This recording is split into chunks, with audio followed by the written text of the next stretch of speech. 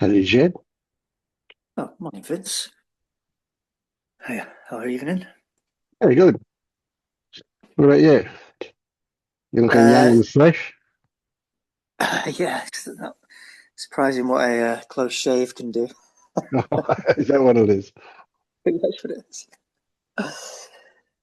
Ah, yeah, oh my. Hmm. Well, um,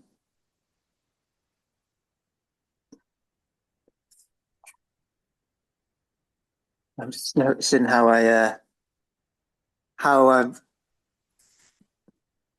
I'm monitoring what I say to make sure it fits with my image of myself that I want to project.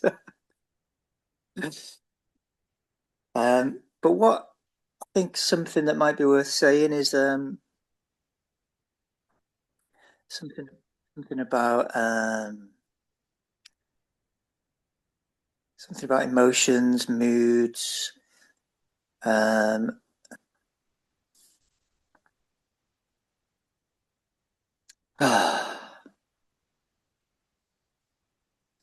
yeah, and Yeah.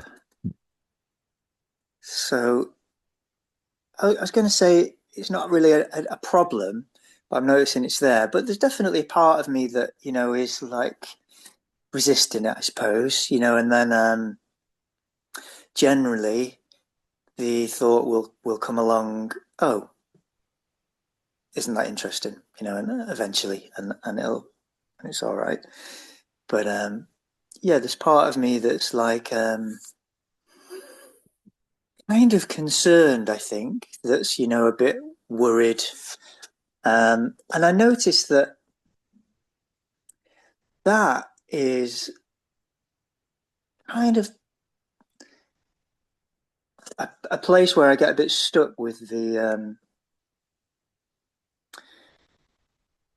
my allowing, with my accepting. When there's an element of fear involved, um, it's like that's where I freeze a little bit. And I suppose that's the nature of fear, that it is a kind of, well, I don't know necessarily, but that's one kind of bit of fear, isn't it? You can freeze a bit. Yeah. Um, So, and what would you say was different in your relationship to fear that might be behind the freezing? What's the difference between that and everything else? yeah, good question. I don't really know. What comes to mind there is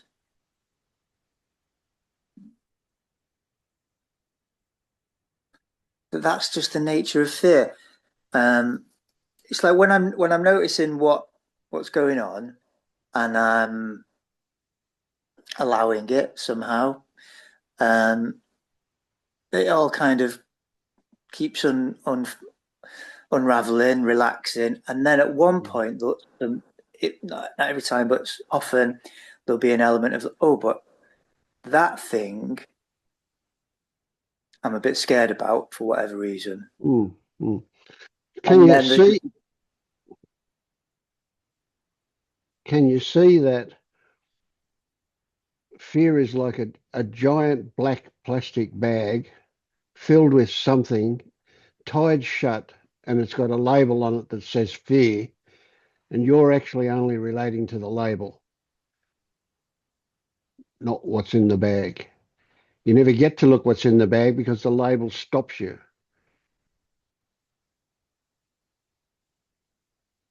It's an analogy, and if I'm wrong, yeah, say so. There's no problem there.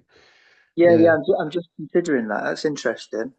I'm I'm I'm I'm pondering. Is that what happens? Um, Well, fear works by keeping you away from what you fear.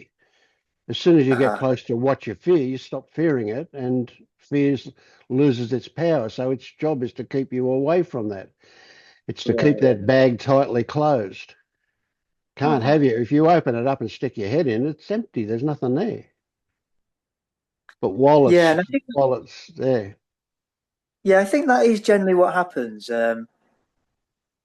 there'll be be some period, seconds probably, where I'm a bit frozen in the fear,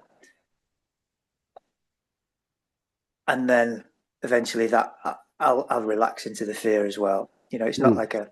it's not a big problem, but I just notice each time that when fear comes up, but maybe that's what you said. Maybe that's what you're saying, that when fear comes up, it's stopping the process of looking. Yeah. Yeah, that makes sense. Yeah, yeah, makes sense, Mm. and corroborates. And you know, it's that seems to be what happens when I think about our memories of what happens. Mm. So I wanted to say this when you were talking earlier. I wanted to say fear, pleasure, humor, pain, you name it. Any experience that you can possibly have, every experience that you could possibly have is all the same in as much as it's a visitor that turns up from somewhere.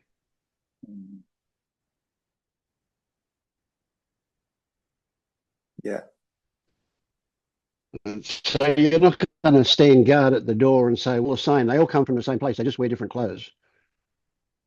uh, yeah, and some of them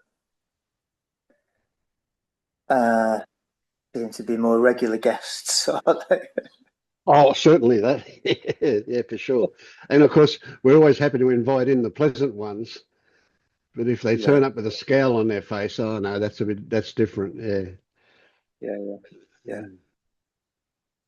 But so again, this is a trick. This is a big one. This is something that I've been going on a bit about today already with somebody else.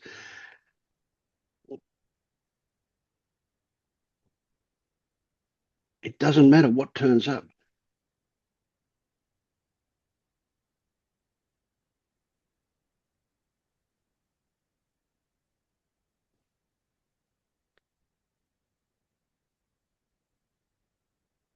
We didn't invite any of it. We didn't command any of it. We didn't insist that any of it turn up. It just turns up for a whole lot of reasons that we're not even that particularly interested in because they're too complicated and too many, and they go on forever and ever.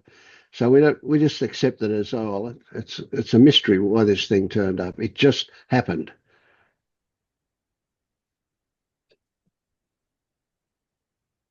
We we can we can imagine, and maybe rightly so, that there's some intended purpose for it.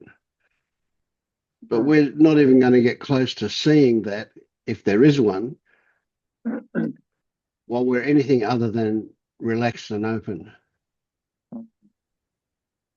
Yeah, yeah. So if you could say to yourself, I don't, this is a tricky one. At a certain level, I don't need to react at all, or I don't need to react differently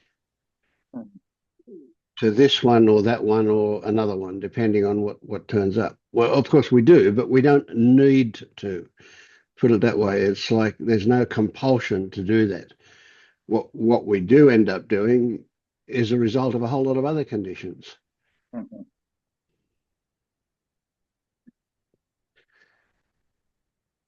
So in the beginning, of course, we're putting a lot of attention on that which causes suffering, the negative stuff. But once we get down the track and once we sort that one out in principle, the next thing is, well, a lot of the good stuff that turns up is the same as the bad stuff that turns up. It still creates something for us to latch onto, identification. Now, it's not that Yeah, we're going to stop feeling shitty or stop feeling good. Of course we will. That depends on circumstances. But what we don't need to do is get caught in the spiraling off into perpetual something or other. absolutely. Yeah. Yeah. Yeah. What I've been curious about is, um, yeah, where I'm at is basically, um, something will come up. There'll probably be a little bit of resistance. I'll notice the resistance, and then there'll be a allowing of it, basically, Mm, something like that. And that's happening, just over and over again. yeah. Um, But just and when you what say I'm, allowing it, I'm presuming you don't quite mean allowing it, but maybe you do. But allowing it is like, well, I cannot allow it. Do I have a choice about allowing it or not allowing it? Right. But I get it that there is a kind of a move into relaxing, into accepting, into allowing. Yeah. But it's yeah, not it's that you no, I decide to guess it's do that. It just happens because you recognize yeah, something about it. exactly, yeah, Yeah. Mm. yeah. I mean, I could say a thought pops in, which is like a reminder to say, "Oh, isn't that interesting?" and to uh, notice if there's any tension in the body that can be let go of, or any, that kind of thing. Mm. Um, So how about this one? It's not quite a sidetrack, but it's well anyway. This is one that I picked up on today that is really interesting, and that is that under let's define the old way and the new way as two different ways of doing it. And in the old way,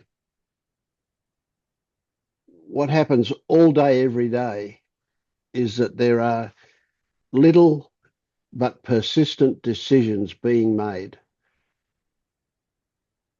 At least it appears that way. yeah. But the consequence of working the brain so hard, non-stop, is exhaustion, physical exhaustion. Mm-hmm.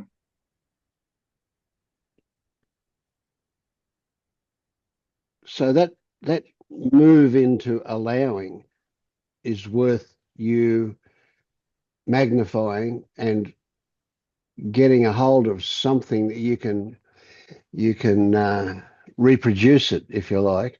Um, and so when you arrive at life makes the decisions, life guides what's going to happen. That letting go, that movement into surrender or acceptance, or however you want to describe it, that movement means you're not constantly should I, shouldn't I, should I, shouldn't I, should I, shouldn't I, all day, every day. Yeah, yeah, Yeah. yeah.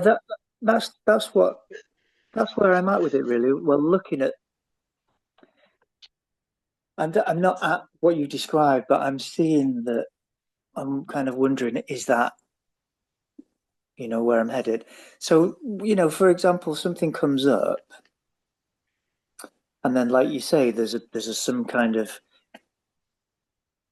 noticing a decision is made, and then a relaxing happens, or something like that.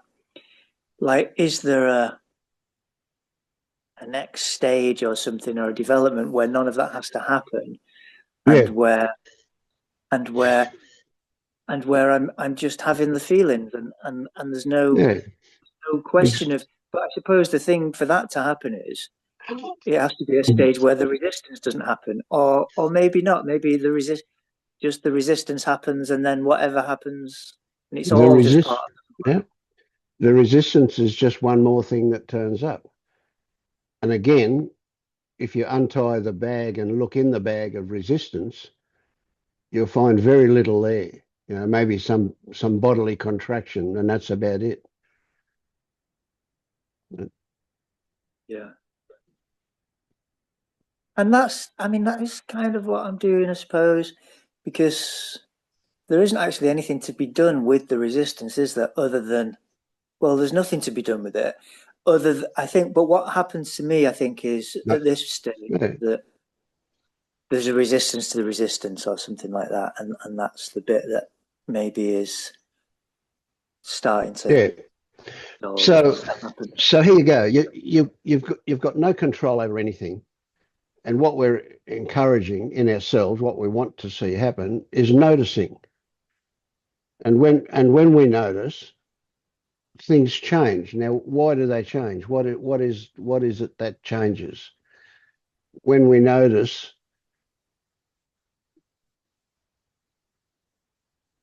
it takes on a different perspective.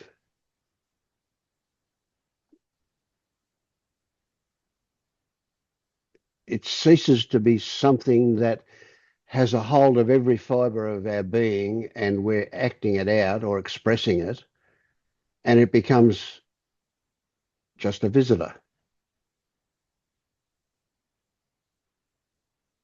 So what's the difference then? So if it comes and there's not noticing, so say my attention is elsewhere, I suppose that's what we mean by not noticing. Yeah. It's almost like there's a contraction. I kind of can imagine what's going on, but it's like while the attention is elsewhere, the contraction continues, and the attention has to come to the contraction for the body to notice it and let go of it. Is that what you're saying? Something like that?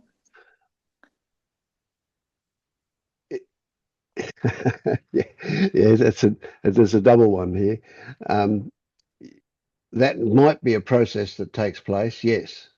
So once it's noticed, it will change. There's no question about that.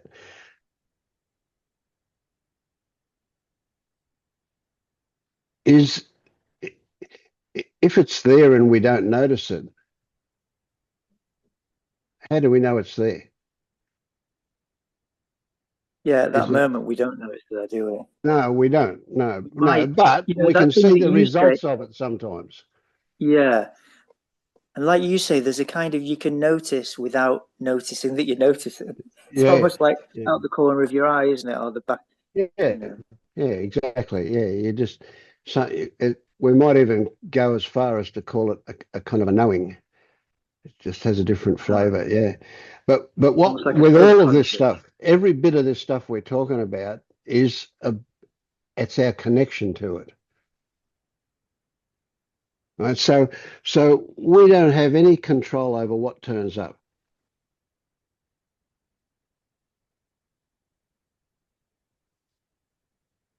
but we can pretend, or it seems to be that when it's noticed, it comes along with a variety of possible responses.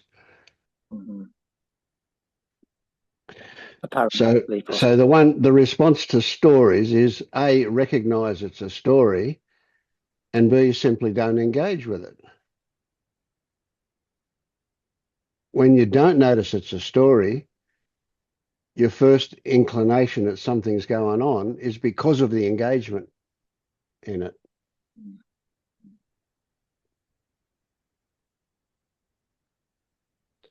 Right? So if you're helpless about what turns up and how it turns up and when it turns up,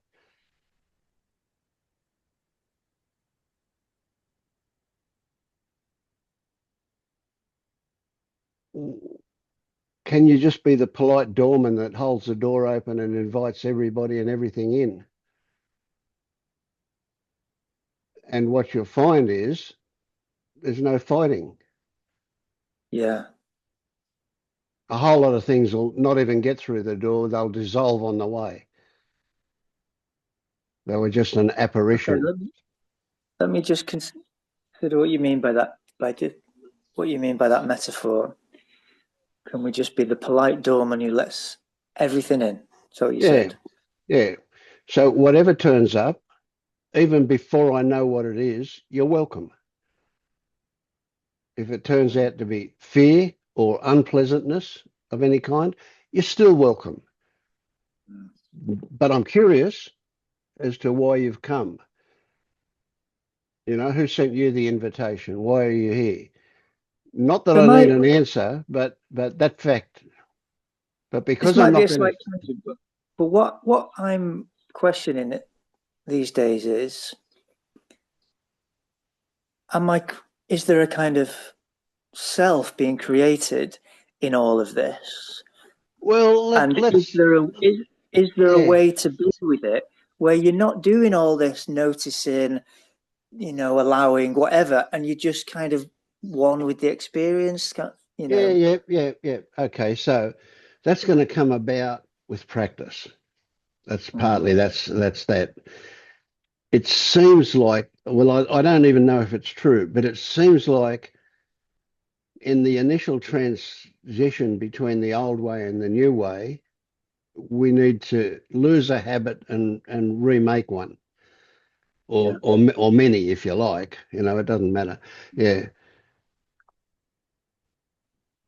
but yes, you're right. There becomes a point where it stops being a doing.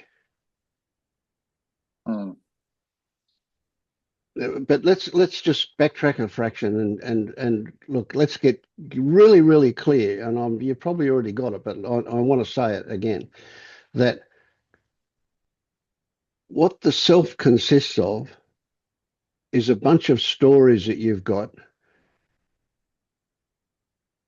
that you somehow hold as true.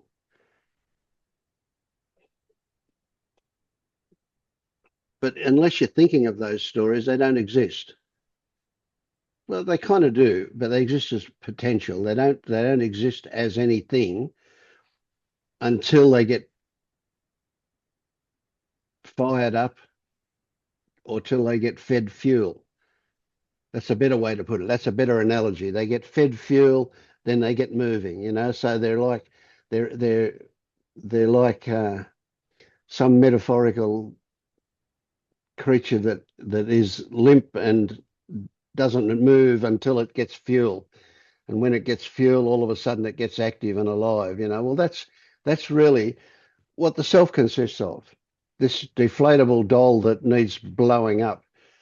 And every time we get triggered into something because of a belief we've got in a story about who we are, it gets blown up. Well, that blowing it up is the identification. That blowing it up is where we say, "Oh, that's me." Now we can't in in any practical way say I don't exist.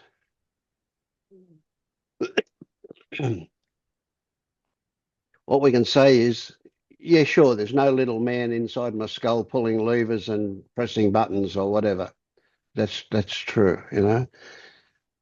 What we do know about is what we can measure, the physical stuff. What we don't know about, but also exists, is the stuff we can't measure, like consciousness, like positivity, like whatever of those things that you want to come up with. But they're also involved. So in the end, they all involved. come together to make up this thing we call you. And from practical purposes, we'll call it you. But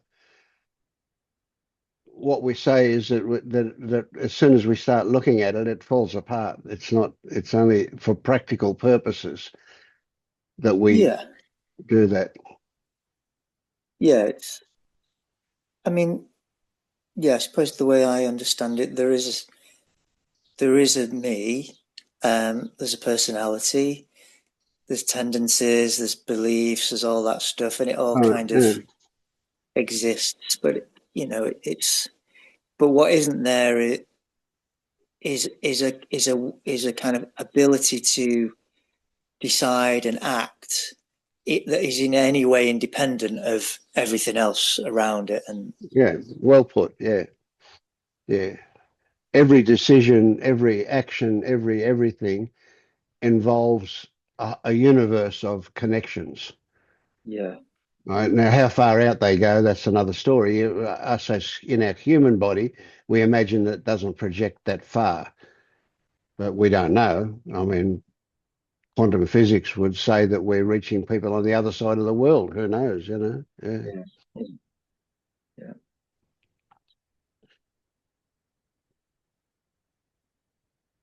So, see, so let's say where we want to get to. This is worth putting a bit of energy into. This is almost crazy. Where we want to get to is where none of this stuff matters. None of this stuff comes into play. I don't think of myself as spiritual. I certainly don't go around and during the day, unless I don't think about, is there a self? Is there not a self? Have I got resistance? It comes and goes all the time, just Yeah. totally by itself. It's just so ordinary. That's the most extraordinary statement I can come up with. It is ordinary. It is incredibly ordinary. So the thing is that you're going to start moving through the day and you won't even think about this stuff. It'll just be a non-issue. You Yeah. say, how do I relate to life now compared to a year ago? You'd be going, isn't that interesting? Yeah. I guess I'm still in a deep in a process of reconditioning, really, and that's what all these. Yeah. And I don't think that ends. It, so that Mm, still happens, mhm. you know. I got annoyed recently. Was it today or yesterday? Got I what? don't, that's weird. I'm not sure whether it was today or it might have been this morning, but anyway, it doesn't matter. You got a what thing? I had, sorry, what did you miss? You got a what? I got annoyed. You got annoyed. Yeah. It was my stupid bank, and I had to ring them. And every time you ring them and you wait. You're on hold and you wait and you're on hold and you wait. And then you finally get through. And then you've got to go through 20 minutes of identifying yourself, what your date of birth is, what's your favorite color, or all this bullshit. And then eventually you get to talk to them and they go and do it on the web or something equally ridiculous. Yeah, so it can be annoying. I didn't even think about that annoyance as a defensive thing. It was certainly was a defensive thing. It was a protective thing. But it never occurred to me to even look at it because it was Hmm. not there for very long. Hmm.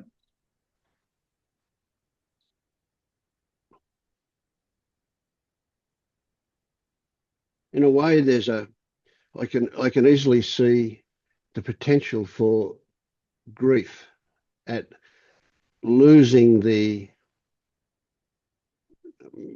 specialness, if that's the right word, a version of specialness that we adopt, that we identify with as a seeker, as a spiritual Hmm. person. Yeah, I Yeah. can relate to that.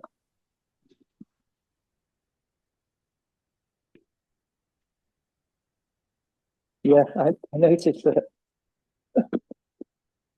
uh,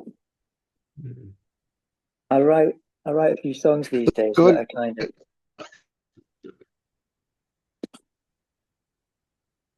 Hmm. Can you hear me? I've just got to go and let the cat in. Will you? Yeah. Talk to talk to Jayan. Oh, but I won't be a second. Okay. Actually, I can still hear you. Jed, okay. hi. Hi. How are you, man? Good. Um,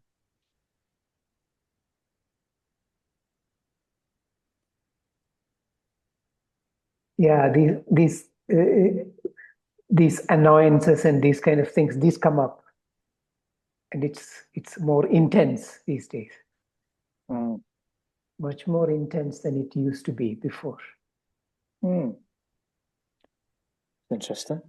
Yeah, and same bank people, technical service people, I get annoyed with them. Quite a lot, exactly like Wayne said, just waiting in the queue and then nothing happens.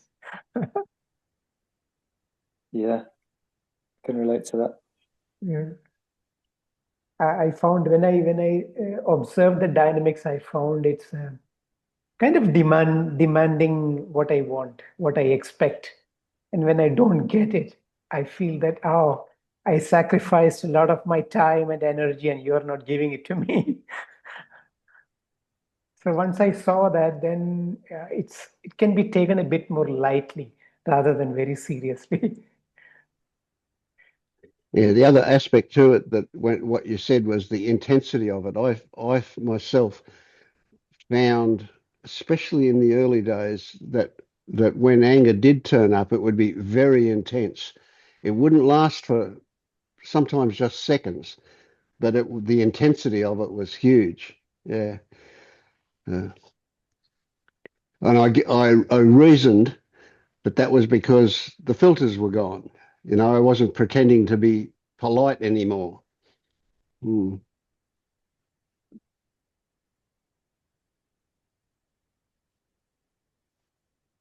Yeah, isn't it funny how we have this weird illusion that we can pick and choose what visits us, whether we feel good or not good, whether we feel healthy or tired or energetic, or all of these things that we have been led to believe we manufacture.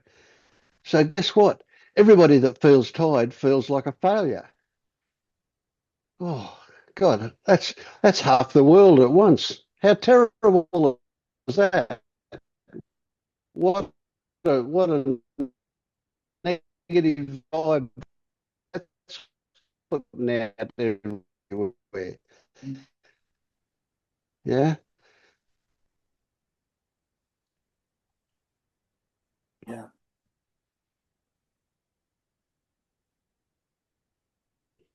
It's so weird to say everything. And that's everything that I have no idea what it is. I can't even begin to get my mind around everything. Everything is invited. Everything is acceptable. Everything is okay.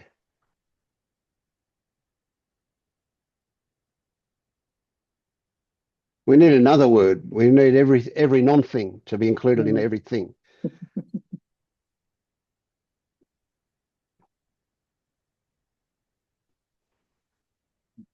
So of course it leads us to what can I do to do this better?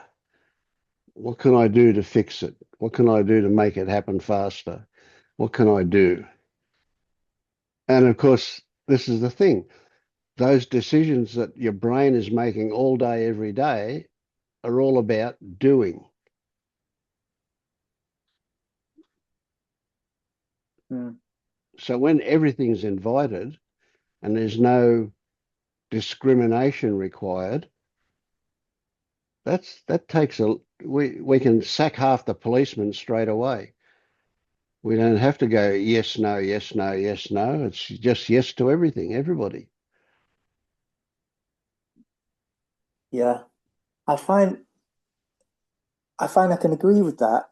Um, except, there are one or two things in my life that I guess, you could say in Buddhist terms that I am attached to that so my music is what comes to mind. And Hmm. So tell me uh, about this. What I want to clarify for you is that you say you're attached to it. That sounds very reasonable. It sounds very coherent,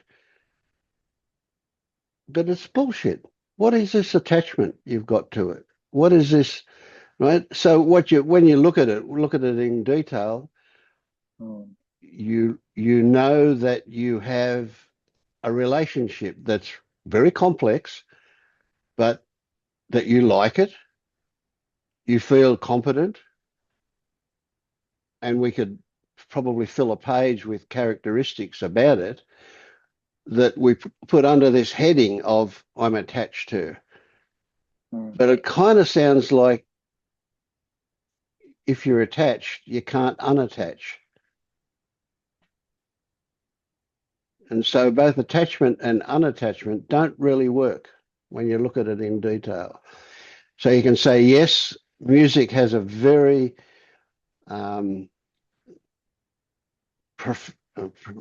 maybe profound is not quite right. Maybe it is. It's impactful in my life.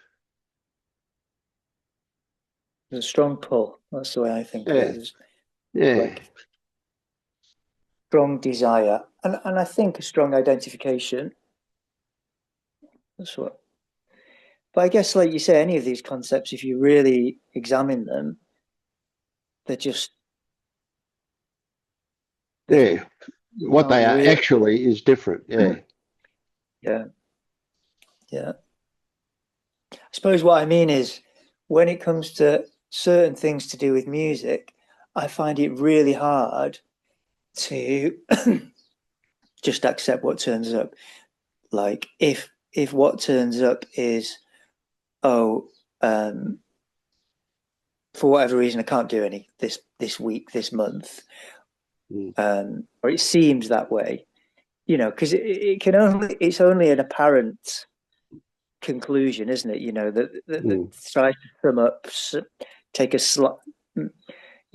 a snapshot of what's happening at this moment and predict into the future of what that's going to be like. And when it seems like what it's going to be like is not being able to do what I want to do. It's that, there's negotiating, there's trying to find a way around it, and it's really hard to just be like, okay, that's a tricky one, isn't it? Eventually, I think I have to do that, and that is kind of what happens, because I've got no choice anyway. But I know there's a lot of bargaining, negotiating, looking for workarounds. I guess that's all just all right, but I notice there's just an intense desire around it to keep it going. Yeah, but I've had a lifetime of them. I mean, if it's one thing after another, like when I was into the ukulele, I lived it.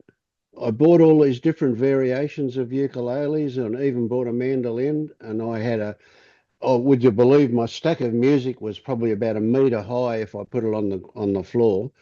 And I was constantly getting new music and so on, as well as going to the ukulele group every Saturday morning. And then I got arthritis in my hand and I couldn't play it. And it stopped. I sold all my ukuleles except the one I started with, my good one, one that my nephew made. And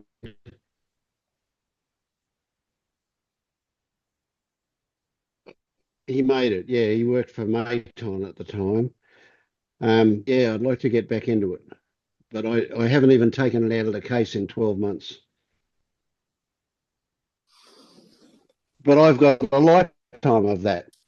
When I was into bonsais, was I into bonsais big time?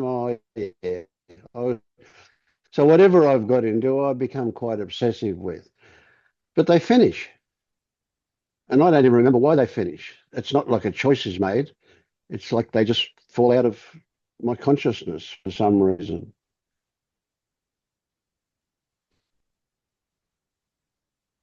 If in the middle of being obsessed with, in the middle of that journey with each one of those, I was to be told, no, you can't do it, I'd feel pretty bad until I accepted that I can't do it.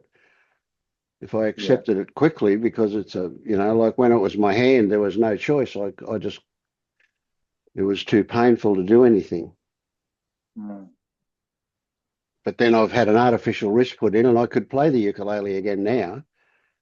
but I haven't got back to it yet. Will I? Maybe. It's there. It invites me. Mm-hmm. Yeah.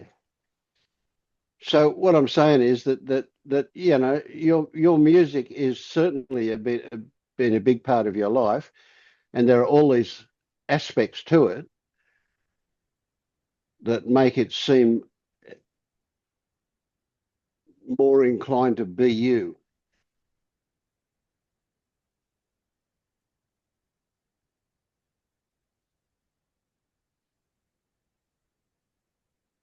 So is the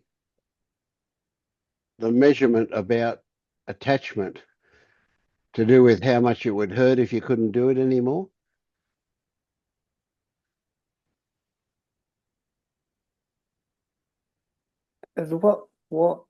What kind of makes me say that is that, I mean, I think you're right. That's probably a big part of it.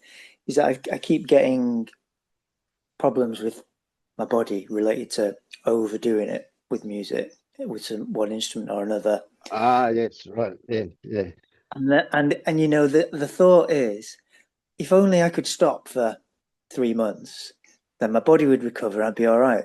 But if the more I keep doing it, the more these problems become chronic, and the longer they stick around, you know, the longer I'll have to rest if I ever do properly rest them. And there's this fighting going on, you know. Mm.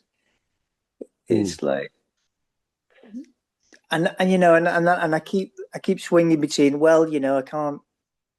It's an illusion that I have a decision anyway, so let's just see what turns up, what I do, what happens, uh, and that's eventually what I have to do. That's what I do, but Yeah. it seems like there's a So real battle going on. if I ask you, what stories have you written? Like, you know, in other words, what have you already considered to be a desirable future, and how much effort gets put into that? Mm. See, I don't even know. I mean, I'm imagining that I'm going to play golf tomorrow, but I could wake up in the morning and it's raining, so I'm not going to play golf. Or I could go Yeah. out to get in the car and it won't start for some reason. Or I could, well, you know, who knows what's going to happen? Yeah. I mean, of course, yeah. With, you know, with other stuff, I see that, and I notice when I'm starting to create the future fantasy, and I can let it go and say, oh, we'll see what turns up tomorrow. But with Mm, the music, it keeps on, like you say, I keep on writing and filling out, and you know, yeah, imagining how I want it to be and how it could be and how it hopefully it will be, and I'm gonna, you know, yeah, try and make it be. yeah. See, so there's consideration there too. Like, let's say, let's play a fantasy out, and let's say you wake up in the morning and for whatever reason, we don't need to have a reason that we know about, but for whatever reason, you can't play music anymore, right? From tomorrow morning, just a few hours from now, right? So what you do is you take your collection of tapes that you've made of every bit of music that you've ever played, and you take that to your venues, and instead of getting up there and playing, you just press play. Now, the people are still hearing you. They're still hearing exactly what you would have done had you been doing it live. So they might downgrade that from a live performance to a recording. What's the difference? I don't know. They're still hearing the same thing, pretty much, depending on the equipment, of course. But you're not being creative in the moment. They're relating to stories about it not being a live performance. But what's really the difference? Their ears are still hearing exactly the same thing they would be if it was a live performance. Your ears are hearing the same thing. You're remembering the playing of it originally, not necessarily in details, but you're remembering that you recorded this 7 years ago or whatever, but it's going to be missing something, isn't it? Sure. Now that what is important, not the details of what, not that we have to know the what, but the recognition we have to give the what. What is the difference? Is it important? Is it significant? Mm. So, it's something that I've been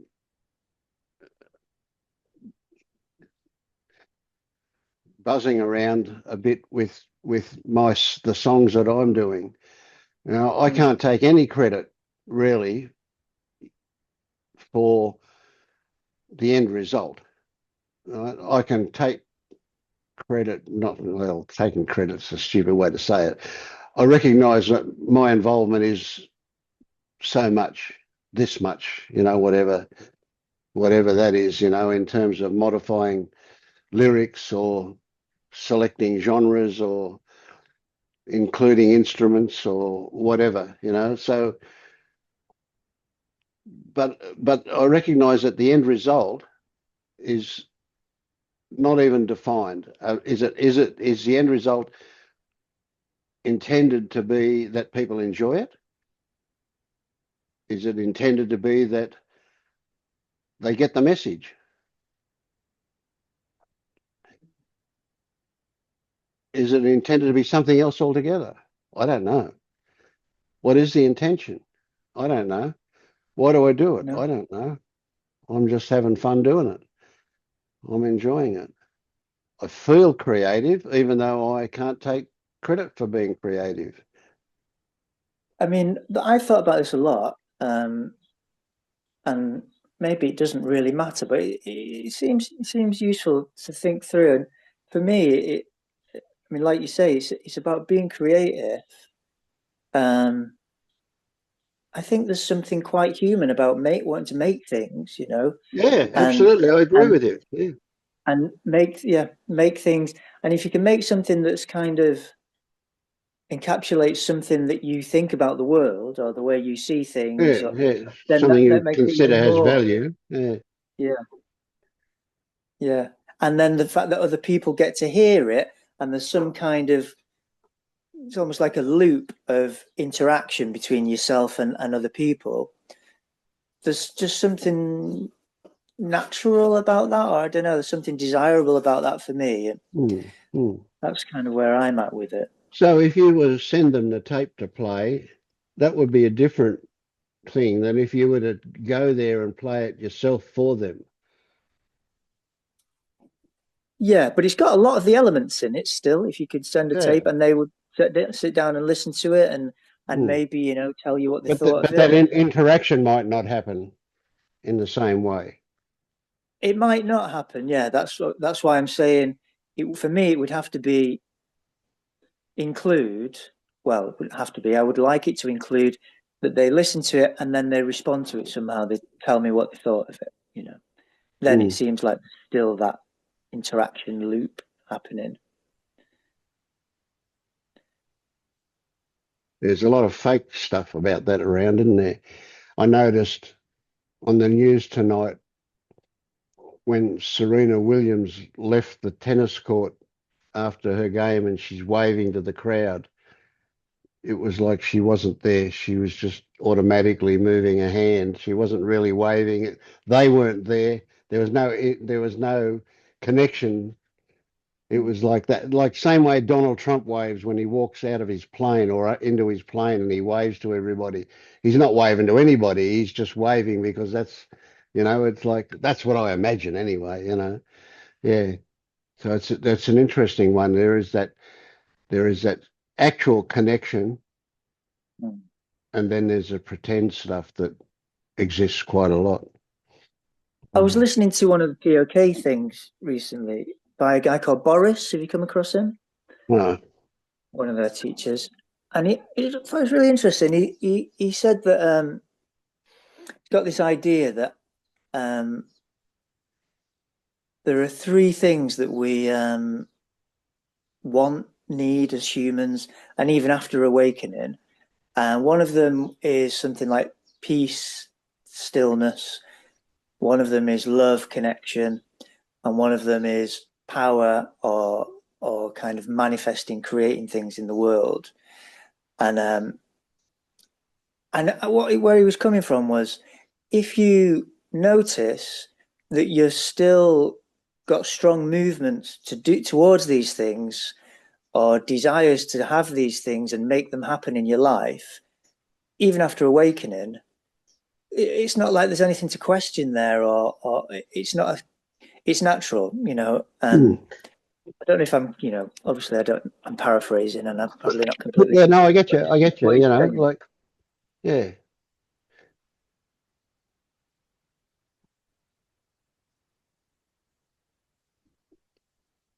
Yeah,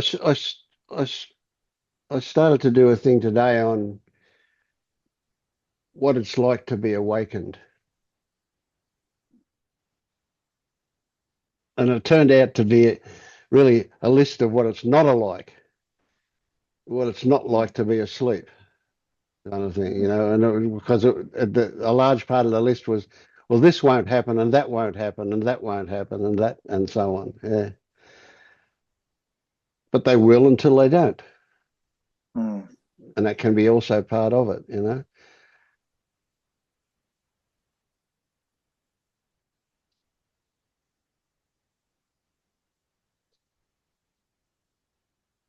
See, being relaxed in life, another way to put that might be to say we're open. We're open to possibilities. You know, we haven't got a narrow focus. We've got a big, wide focus. That's what allows possibilities to turn up. Mm. Or rather, that's what allows us to notice them when they turn up. They could turn up and we don't notice them if we're a bit narrow in our focus. Yeah. And we can imagine that, okay, I'm identified with my music, only to discover that that can easily drop out and something else can take its place, or nothing can take its place. I think in the end, you know, it's just a momentum, isn't it? That I that's the way I understand these things. But I Yeah, I just like that one. Yeah. yeah, exactly.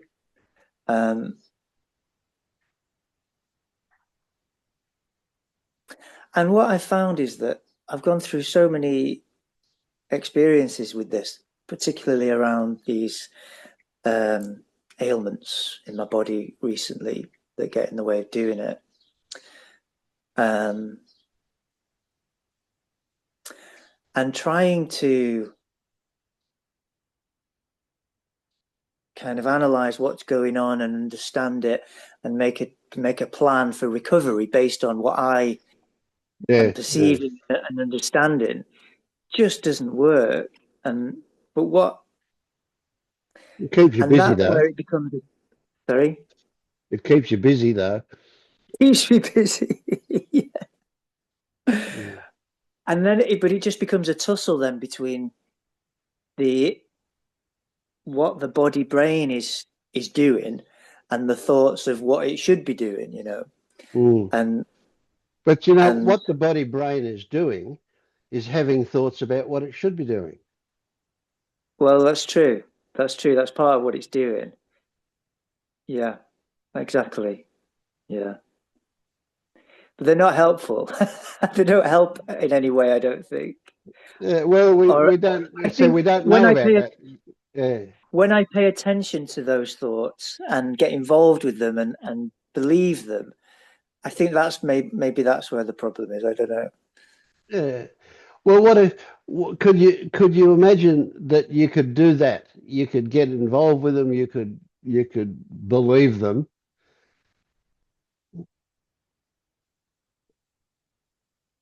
but also not believe them automatically at the same time, and then that just becomes another part of what life does. Yeah. Yeah, you're right. That is another step back, isn't it? That it would be helpful. Mm. Yeah. See, we know there's a lot going on that we can't put our finger on. We can't define or even describe. We can't even get close to that. We just know that there's a lot of stuff goes on there. Like, for example, every time you've rubbed your eyes tonight, it's occurred to me that there's something that you're having trouble seeing. Mm-hmm.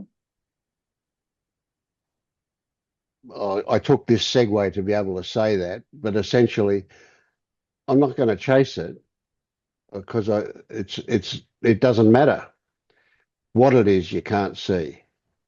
It's the fact that it's manifested as a physical eye irritation is the interesting part of it.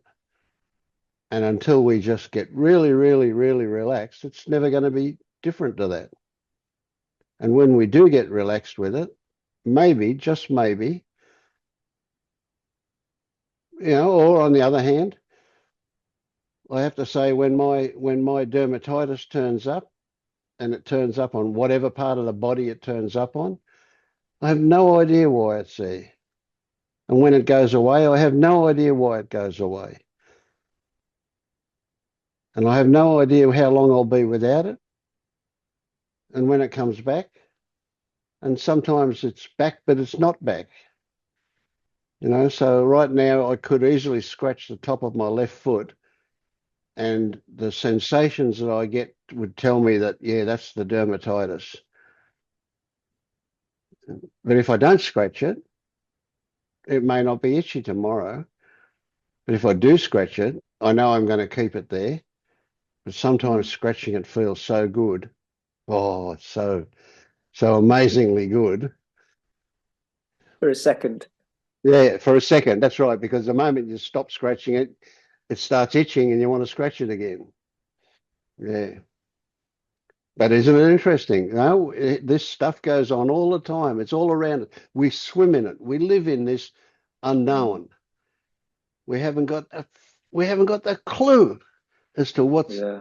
actually going on. But So I've been swimming in that undecipherable mess for 78 years, and I'm still here. So it hasn't killed me. yeah. Yeah. No, it's good to talk it all out, Vince. Thanks. It's good to see where possibly there's an invitation, or I could say, potential to relax more and allow more and Yeah, yeah. notice See, more. until we reach a certain threshold, if you like, what's a really strong thing in us, part of our conditioning, I guess, but it's really strong, is that we keep thinking that we can influence things way more than we can actually influence things. So I'm not even going as far as to say make a choice, have control, anything like that. I'm just talking about even influencing things Mm. because we are the influence. We can, it's there's no What do you mean by separation. that? Yeah. Yeah, Okay. it was a bit obscure, but it was like, the influencing of things is the fact that we exist. But how much we influence and in what direction we influence, we don't know. They can come out totally the opposite of our intention, but I didn't call that intention into play. It just happened, didn't it? Yeah. And so that it brings me to a point where kind of familiar point of I can imagine, and obviously I'm just imagining, um, just letting go in some big way where, the idea and the attempts to influence. I mean, it's not to say that I could Yeah, let yeah, go of yeah, the yeah. I'm with influence, you. Yeah, but that feels like stepping over a cliff, doesn't it? And yeah, it's, exactly. you know, Because at the same time as you do that, you're saying, I forego any possibility of making things turn out the way I want them to. That's right. Of trying to stop the things I don't want or get the Yeah, things I do want. It's just, yeah. and But that ironically, that's the most likely way things are going to happen the way we want them to. There's a weird irony in that one. Yeah. yeah.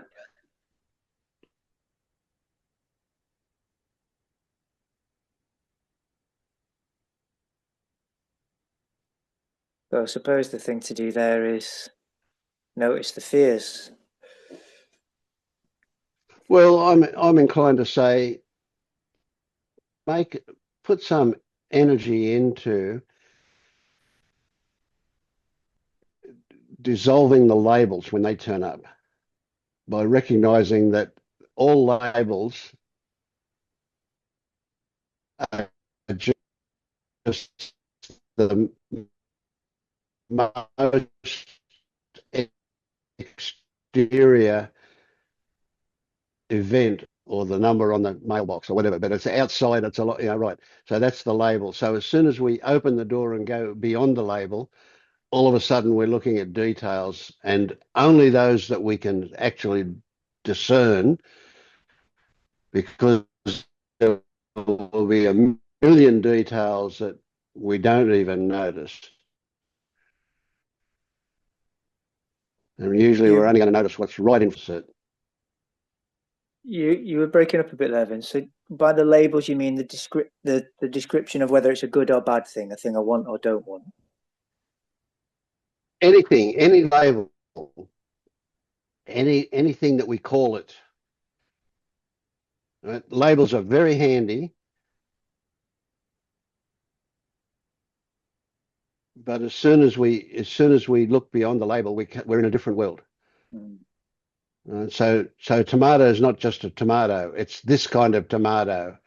It's that kind of tomato. It's that kind of tomato that's more ripe than the other one next to it. It's that kind of tomato that's exactly the right whatever, It's just like there's a million details. It's a big one, it's a small one, it's got rimbly skin, it's still got the vine attached to it, whatever, all these details.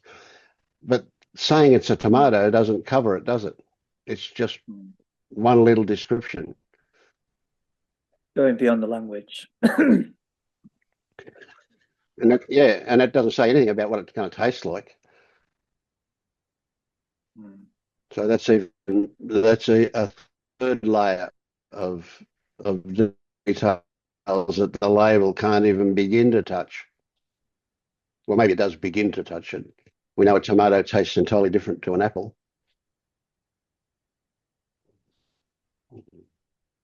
But yeah, the immensity of the not knowing is just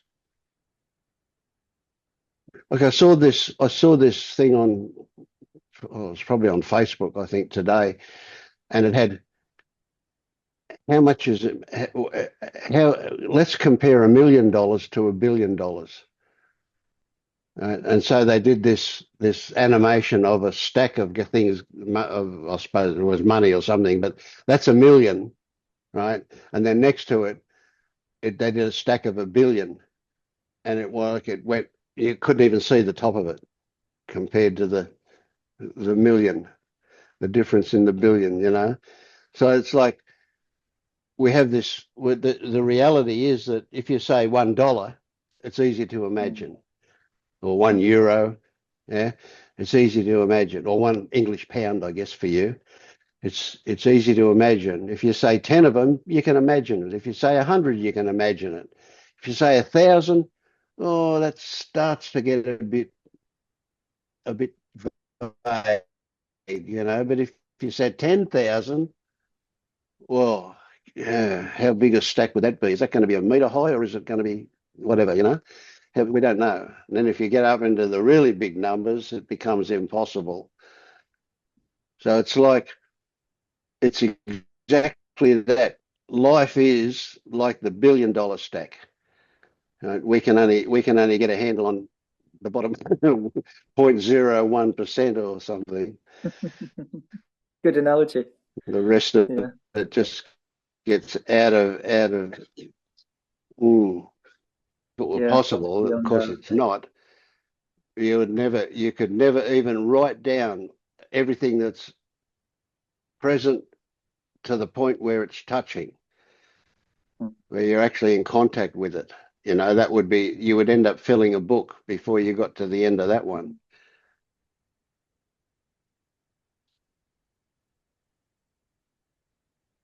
Yeah. So in a way, there's a fairly big shift possible with saying, well, it's so immense that I give up. Yeah. Yeah. When you come back to labels, you think, wow, that's all so much on the surface of everything. Everything's got a label attached to it, and it's so superficial that it doesn't even acknowledge that there's anything underneath it. It thinks it's everything. My sense of, as you're talking about that, is that the label gives a bit of a sense of control, or like kind of. Yes, absolutely.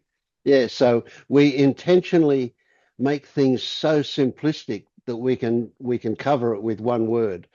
Yeah, so we can kind of manipulate it and have a comfortable sense of knowing something. Yes, yeah, exactly. And yet we're in actual fact, of course, we can't even begin to know.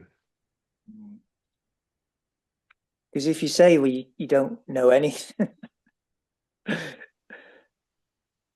it's like you can't try even to control and manipulate and decide things, because it's all irrelevant if you don't really know anything anyway. Yeah, yeah. That's a big one, yeah.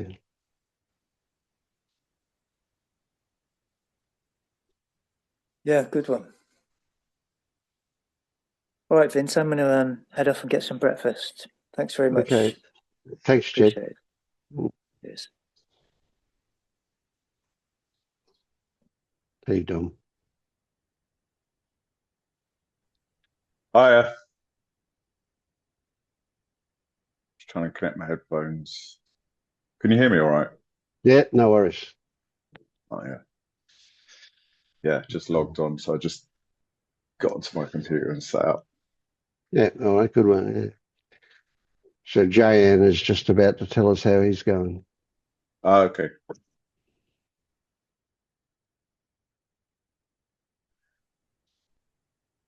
I wanted to share this.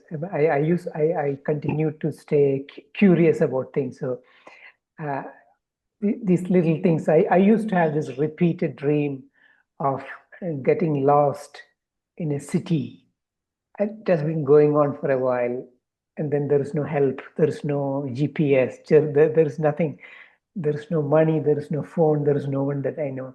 And it used to be kind of not scary really, but it's uncomfortable. What do I do now? Far away, I don't even know which place is this. I can't speak the language. But then recently the dream changed. The theme was exactly the same, but there were people I know, and they can help me. So I could speak to them and I could ask for help. And still, it's a very strange place, but there are people I know. So I found that very curious, very interesting. Yeah. Now it's interesting that this concept of being lost. Now you didn't say those words, but I'm thinking you're in a strange city. You don't know where you are. You can't speak the language. You don't know anybody. It kind of sounds like you're a bit lost, right? Yes. And with that can come anxiety and whatever fear about what? About the story of being found or finding your way or of getting somewhere that you know, somewhere that you call home or wherever, right? And it's all about the story of what's there. But if you are lost and you're so absorbed in noticing your environment, noticing your reaction to your environment, you wouldn't call it lost, would you? No. Unless you step back to the point where you can say, but he didn't know what it was called, or he didn't know where he was, or he didn't know how to get to somewhere that he did know. But if you zoom in and you're involved in, oh, look at this ground I'm standing on, look at this, look at these people around me, or whatever, there's no loss there, is there? Yeah, that's right. Yeah. Now I wonder whether when people who you knew turned up in your dream, were they in your dream helping you find your way to somewhere that you knew, or did they make it okay to be where you were? The second one, they made it okay for me to To be adjust with the there. new place. Yeah. Yeah. Yeah. Yeah. So really, is being lost not feeling anything familiar? Mhm. So did those other people bring something that was familiar in themselves for It you? was just a kindness, willing to help, willing to communicate. Right. Yeah. Okay. So you could also say then that before they turned up, that was missing. Mhm. Right. So I mean, a lot of the local people that you didn't know may well have been very friendly and quite willing to help you. But Yes. you didn't ask, did you? You Yes. didn't Yeah. didn't No. get involved with them. Yeah. No. No. It was strange. I didn't know how to be in that place, how to Yes. behave, how to Yeah. ask. Right. Right. Now here you are. Now that is a fantastic analogy for real life. This is a thing with this waking up stuff. Everybody who's a seeker wants to know how to act, how to behave. They want to know what it's like to be able to do it. And this is when people say, but you're already awake. They might be really saying you already know how to be, and it's no different to the way you are. Mhm.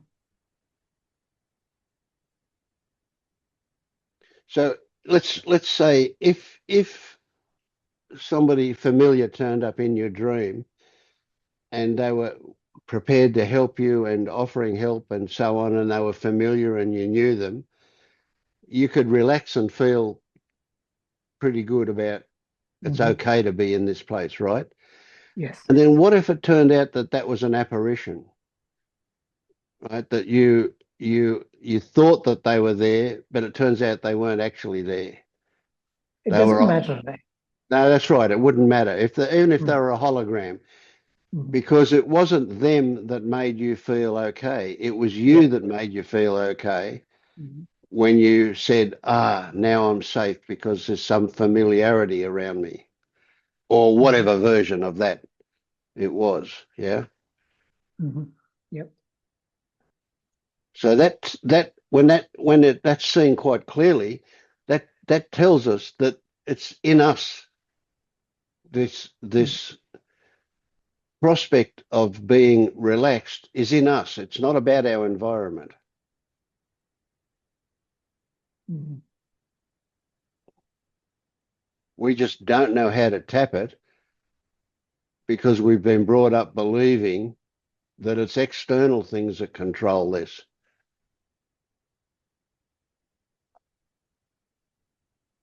That's not to imply that internally you do have control, but internally is where the mechanism is that might get triggered that says, okay, it doesn't matter whether they're real or whether they're an apparition, right? It's me that made myself feel more relaxed when I thought they were there for me. Mhm.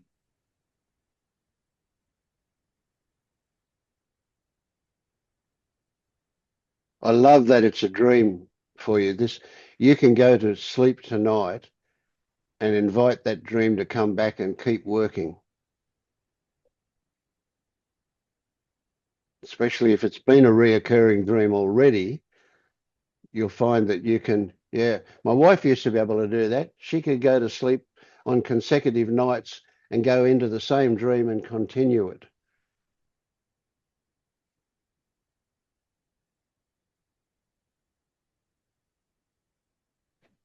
Yeah, and discover more from those dreams. Mm.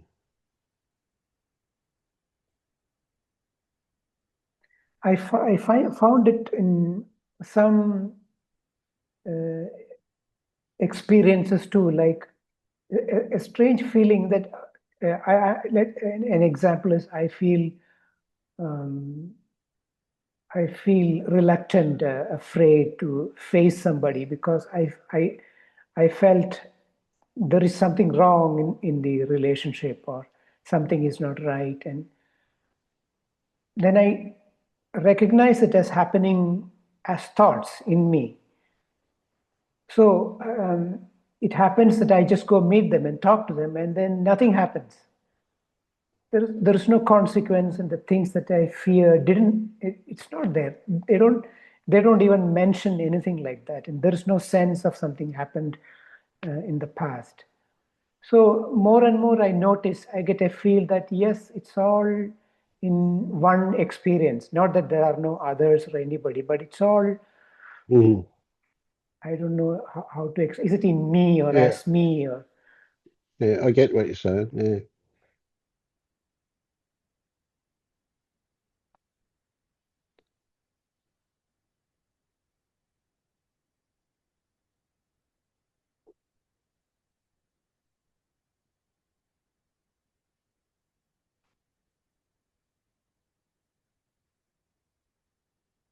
Yeah, there is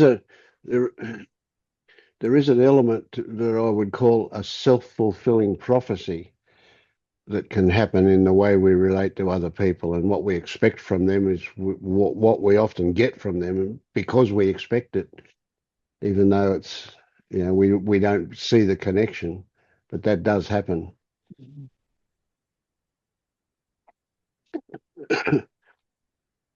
But then there's another level where your intuition has already decoded body language and movement and speech and whatever sound, and to say it's probably better not to get involved with that person.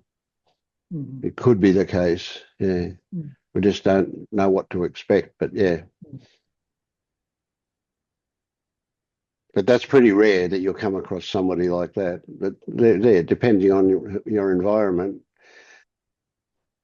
But go hang out in the wrong place in town, and you'll come across them probably.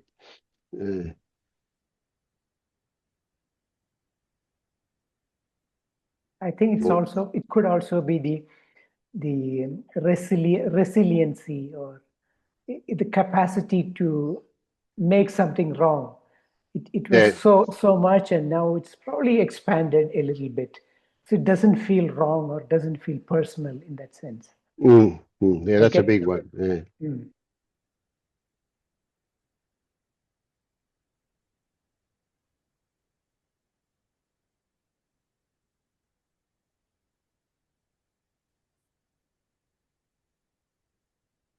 I also notice when you mention self-fulfilling prophecy, that's what comes to my mind. That I notice my attention going to something that I perceive it as negative. So, for example, negative or lack or something missing, and that kind of begins a spiral, a negativity spiral, which affects my mood.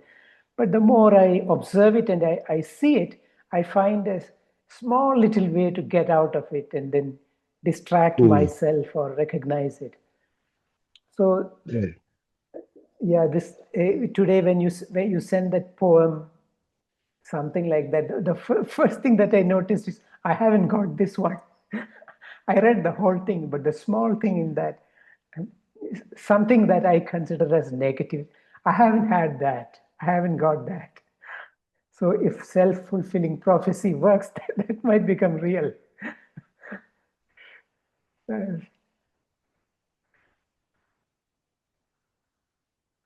it's crazy, isn't it?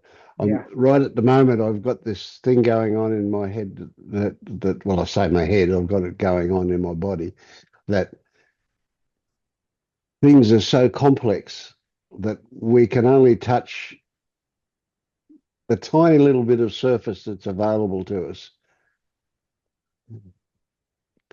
And not only are they complex, but they're moving and changing all the time. So the complexity is exponentially huge. Just with what's going on, yeah.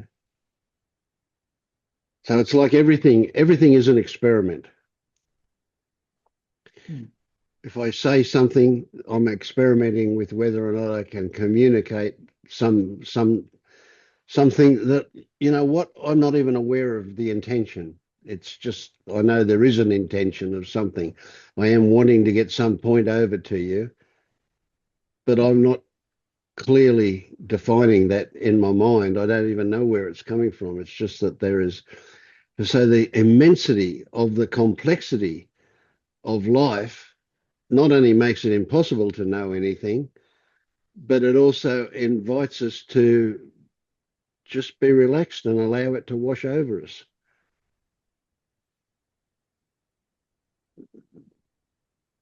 Invites us to it. It doesn't invite us to do it. It invites us to be that way.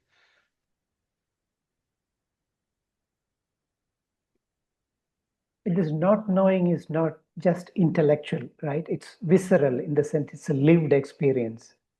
Yeah, there is a if you say, well, I know that 1 and 1 equals 2, and 2 and 2 equals 4. When I get up to 177 plus 177, I have to slow down a little bit to do that. And when I get up into the whatever, it's going to be, or if I use multiplication tables, it gets even quicker, you know. So I know that 2 times 2 is 4, 3 times 3 is 9, 4 times 4 is 16. And then I get lost pretty quickly after that, don't I? You know, by the time I get to 11 times 11, yeah. So all I can ever know is just that superficial beginning of anything. And then it goes off everything in every direction. There's no matter where it is, it just whoosh off into something that's infinitely huge and complex. And where I am, I'm just picking and choosing this tiny little bit, that much there to deal with, to associate with, to interact with. And even that seems, wow, that's complex. There's a lot in that. So how much is in that?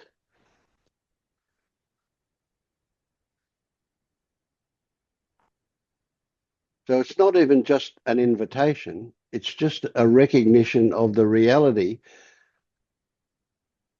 that things are so infinitely huge and complex that it's not possible to get your mind around any of it or to be able to describe any of it in any detail.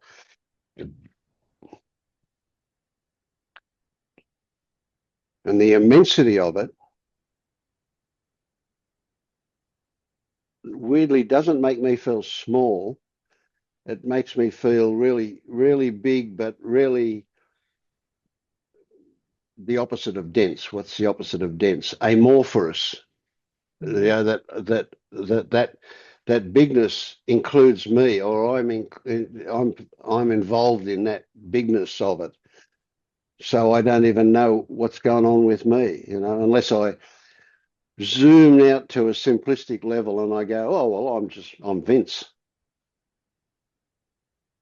That doesn't say a thing about me, does it? But it'll do. Yeah. So So how does that recognition happen? Does it happen in a certain way, or it's different for different people? Oh, I can only imagine that it's unique for everybody. But the recognition, see, this is the thing. There is a characteristic of recognition is that it's a surprise. It's a discovery. And so how do you experience a discovery? You know, you generally speaking would go, oh, okay. So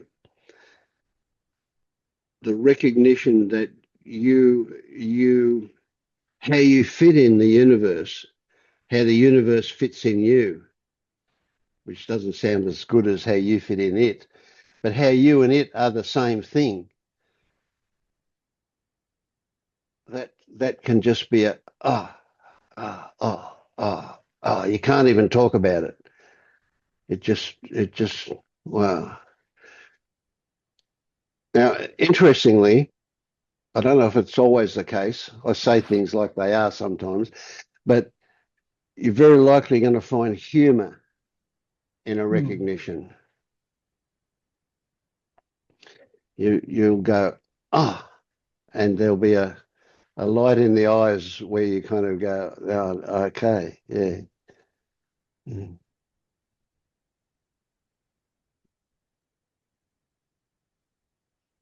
But just think about it. When I was a kid, I remember, this is really weird. I'm going back to the house I was brought up in when I was a kid, and I have no idea how old I was. Looking back, I could have been anywhere from 3 to 15 years old. I don't know how old I was, but I do remember thinking I was I was sitting on the floor in the kitchen, looking at the leg of the kitchen table. And I had this, so I presume now what I'm about to say, I presume I was a bit older because what I had was this image of this classical image, which is turns out not to be true, but a classical image of an atom, right? So I had the nucleus and I had the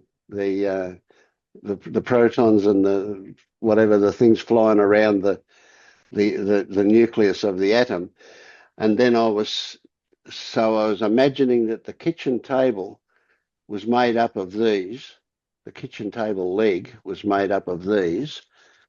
And then I thought, and our universe has the same characteristic as an atom. And I wonder if our universe is actually the atom in the leg of a kitchen table in a giant's house.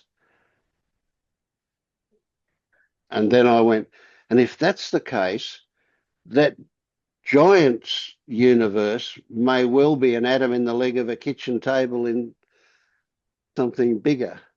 And it was like immediately, like in 3 steps, my mind just went, boing. It was like, yeah.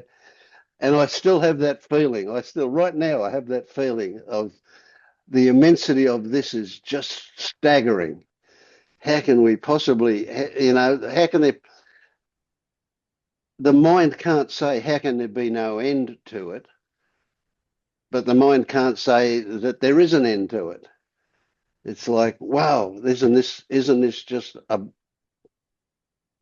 can't even talk about it. And it's the same with knowing right now. What if I look around me, there's an infinite number of things that have come from all over the world to be here beside me right now. And I don't even know what half of them are. And I certainly don't know when I zoom down at a macroscopic level about, what the dust mites are, because I can't even see them, and then I can't see the outside of the thing, so I can't see where it fits into the environment either. So there's no end and no beginning to the immensity and complexity of everything.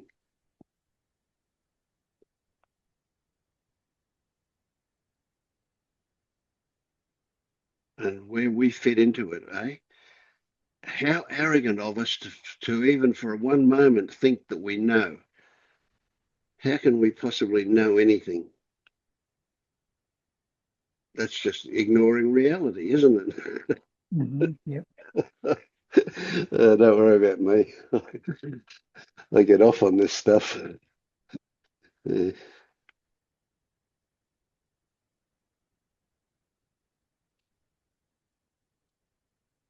Can you get a flavour of the immensity? Yes. Yeah. Yeah, the word arrogance really fits in that context. Mm.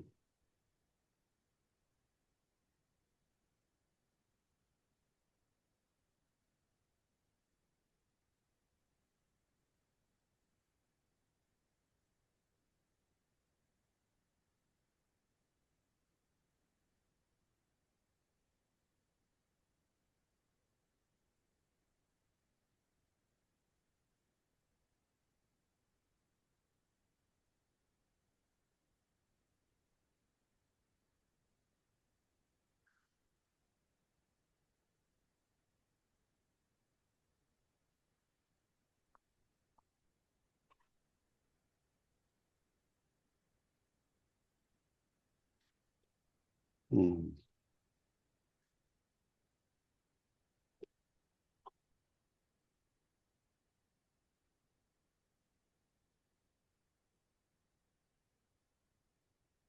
So in daily life, I notice myself trying to figure things out. And then there's when it is noticed, there's a relaxation of that. And the reminder that, yeah, this can't be figured out. Even the next moment can't be figured out.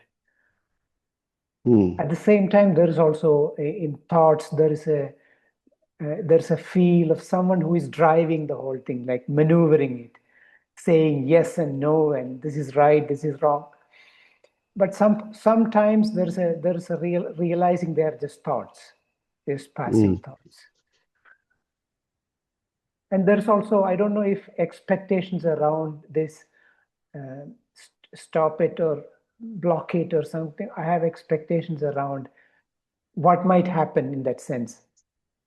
Mm. What might it look like? What might it feel like? Not that what would I get, or those thoughts Yeah, yeah, don't cross my yeah. mind, but how will it be? Mm.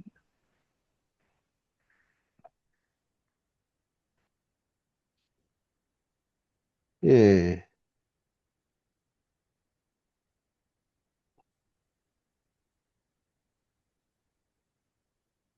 So if you see those things turning up as just more weather,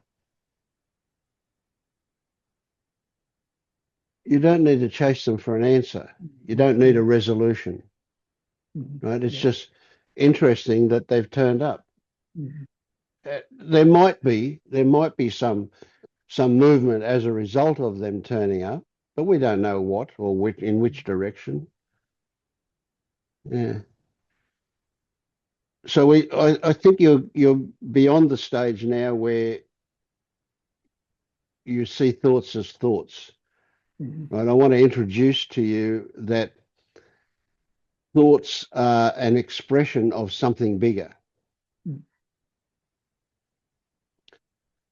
And the thought is, now let's consider this, the thought is as physical as your body, or as the wind. That's a better analogy to put it. You know, in a way, it's a literal thing more than an analogy, but it's that your thoughts express a whole lot of things. They're not purely intellectual,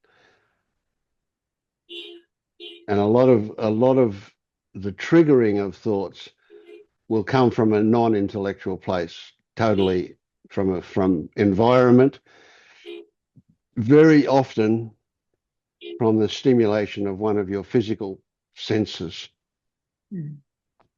but also from other thoughts. Yes. Yeah. So the appropriate way, the adaptive way to relate to those things is, I wonder, what is it? Is it? I don't need an answer. I can't know. I can't know in detail. So even if I insist on an answer, it can only be one level down, only one level beyond the label, if you like. But when we get into it in full detail, it's impossible to know.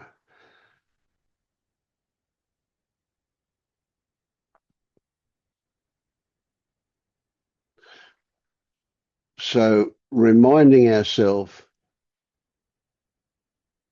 that there's actually nothing to fix. This is a huge one, in that so much of our life up to now has been determined by fixing things. You know, like, it's really weird when you think about it. Any idea about the future is an attempt to fix things from the present or the past.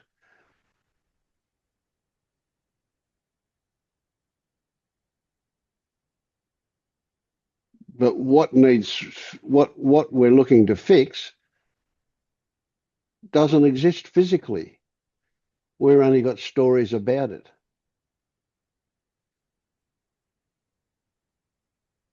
So not only is it inappropriate to try and fix it, but it's impossible to actually fix it anyway.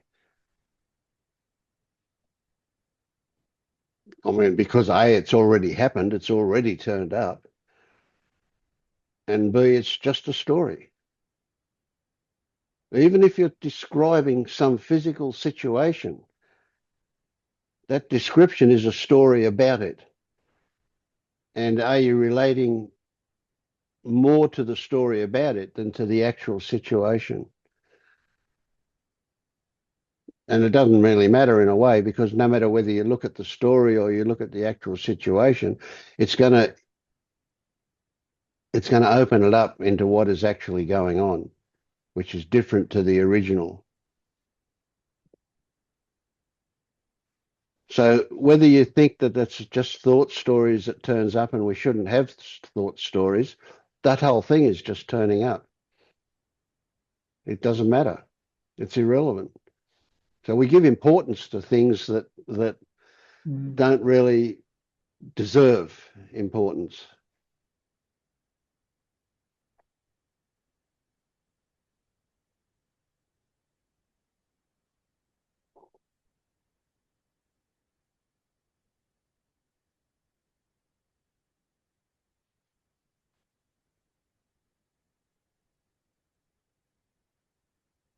So you get to a point that you could be getting quite close to where you go,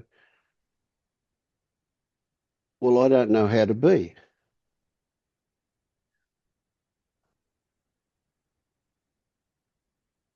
I'm beyond where I say I don't know what to do, but I don't even know how to be. Well, of course, as soon as you look at that statement, you realize, does that imply that you've got a choice about how to be? You don't. But the idea does have the implication of choice. So why bother with how to be? You will be how you be. That's automatic. You can't, at best you can influence that in a little bit, but not much. But ironically, you can only influence it away from being.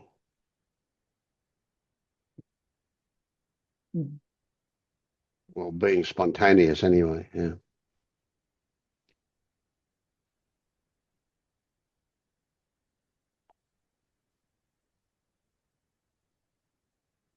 So when you get to the point of saying, well, I don't know what to do, I can't, I'm totally lost.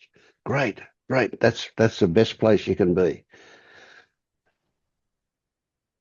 With the caveat that if you can appreciate that that's a good place to be, it is the best place. If you don't appreciate it, it's not so pleasant.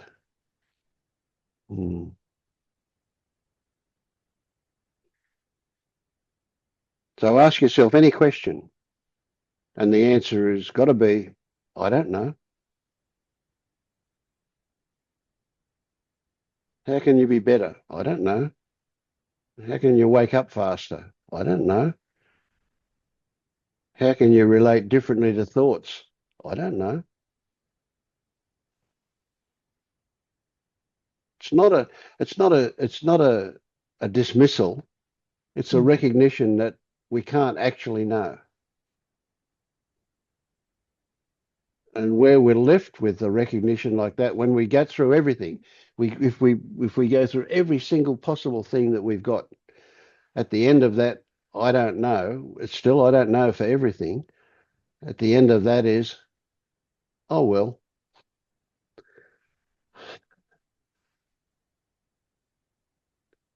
And a sigh is all you've got.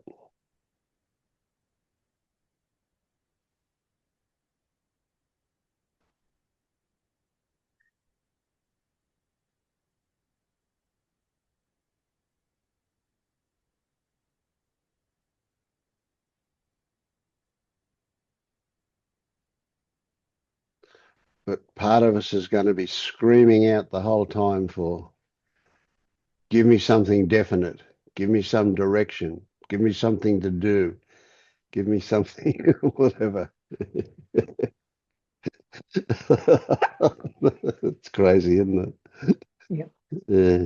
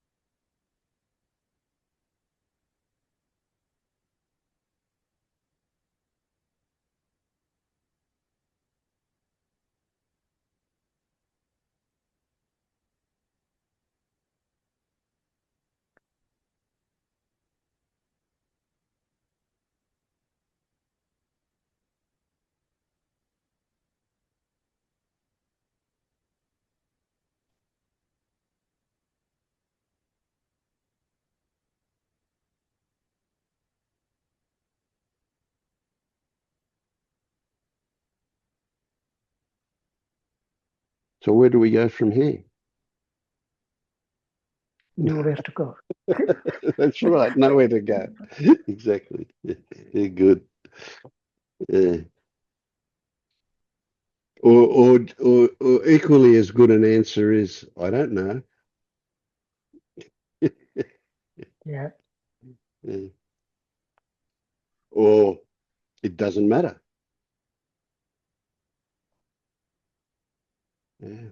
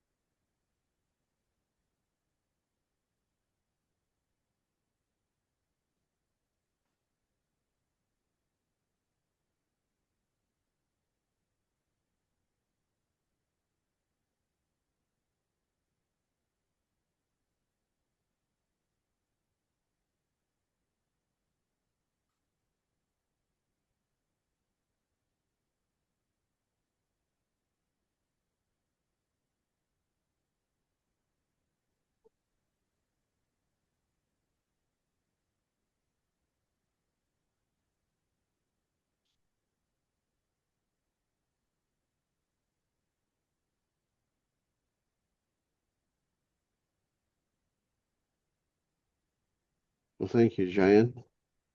Thank you, Vince.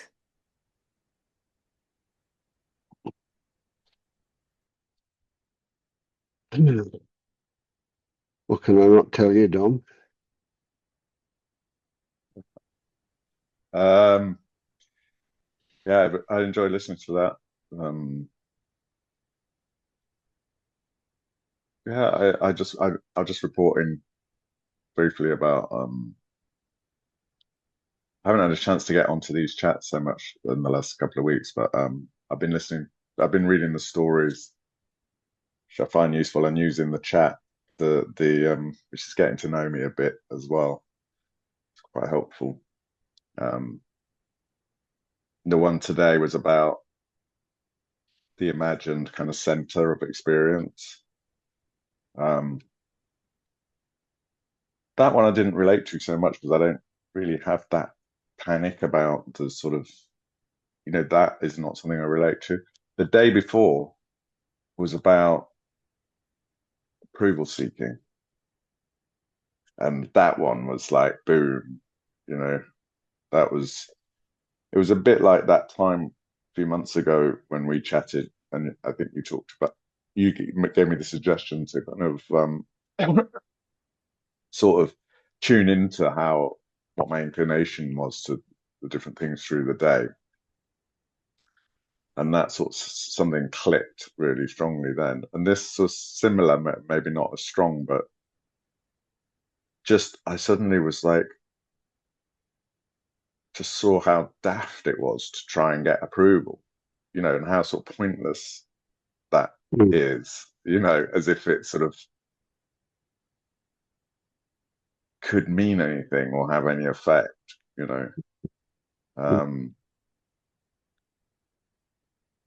which is helpful because I've got this screening coming up. I've got a screening of my short film that I've been talking about, and making over the last few months, and that's next week. And it's it's in a cinema, and it's like a bunch, it's 150 people, quite a few people I haven't seen for a while. Some of them are filmmakers and old friends and showing work, and you know what I mean. It's sort of, God, and how they react, boy, that's going to have a big effect on you, isn't it? Yeah, and like ideas about people's careers and lives and what has and hasn't happened, histories, and all those stories of you know but then this idea of the difference between, well, not idea, but I really felt it was a difference between going into that requiring approval versus not requiring approval and just participating. That felt very strong for me. And it's a big one, isn't it? Yeah, felt sort of freeing. Can you imagine that one possibility is that a 6-year-old you takes your film along for presentation and approval, etc., and that is really important to the 6-year-old you as to how you're accepted, how you're praised for being a good boy, etc., doing it. Yeah. How you exhibited strength to go through with it, to finish it, to make it happen. Yeah. Yeah. I mean, I remember like one of the standout kind of moments from my youth, I guess, was when I did my college film. It was like the degree show at the end of the college, and you show your films, and my dad was there, and and he saw it, and he really liked it, and it was just a powerful sort of emotional moment of getting approval from him, So obviously that. Yeah, so I mean, it's a bit weird, isn't it? He liked what you produced, therefore he likes you. Yeah, there's that was the sort of story. That was the sort of, it was my way of, well, it was one way of,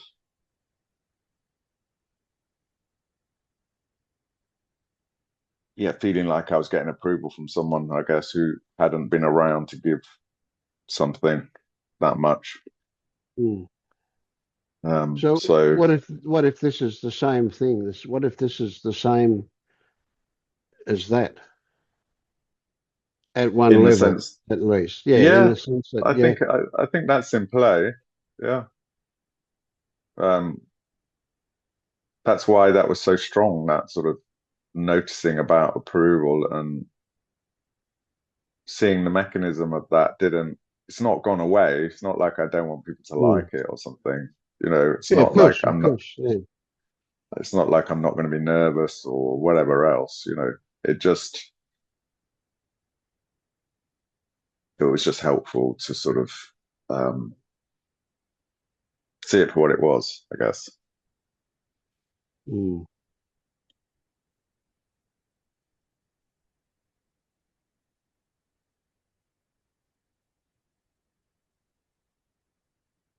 So there's this really interesting kind of aspect of this production by Dom.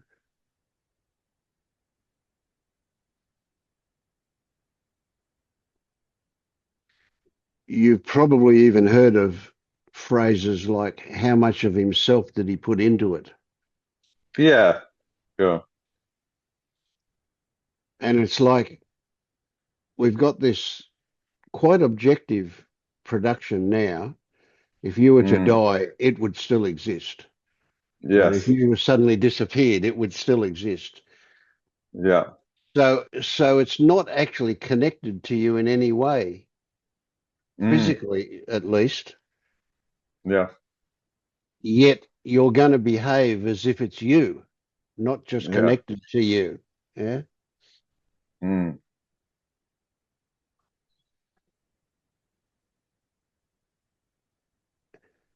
And maybe, just maybe, in the midst of all of that, there'll be enough room for a noticer to turn up and see how you're reacting to things and what's going on. Yeah.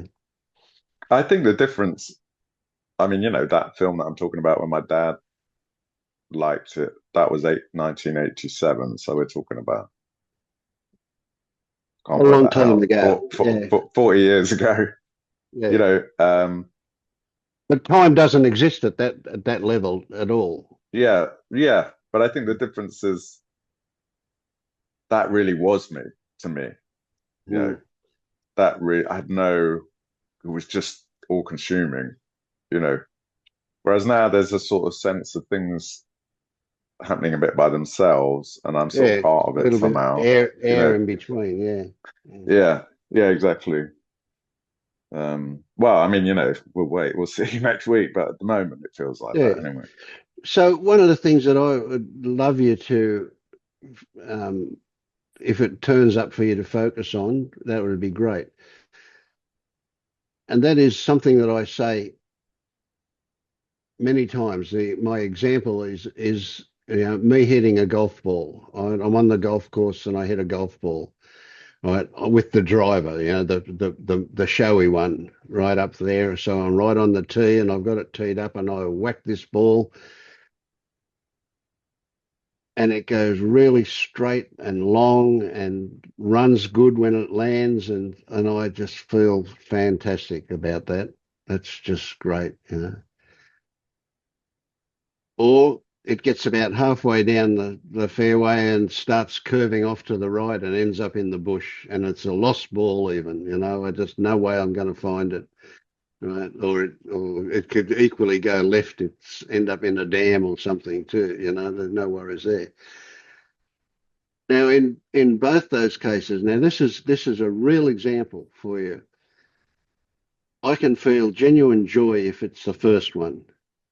I can Mm, feel disappointment is probably a good word. I don't. There's no sadness involved yeah. because that almost implies that it could be different to what it was. But there's disappointment that it, that it Mm, that it didn't do what I wanted it to do.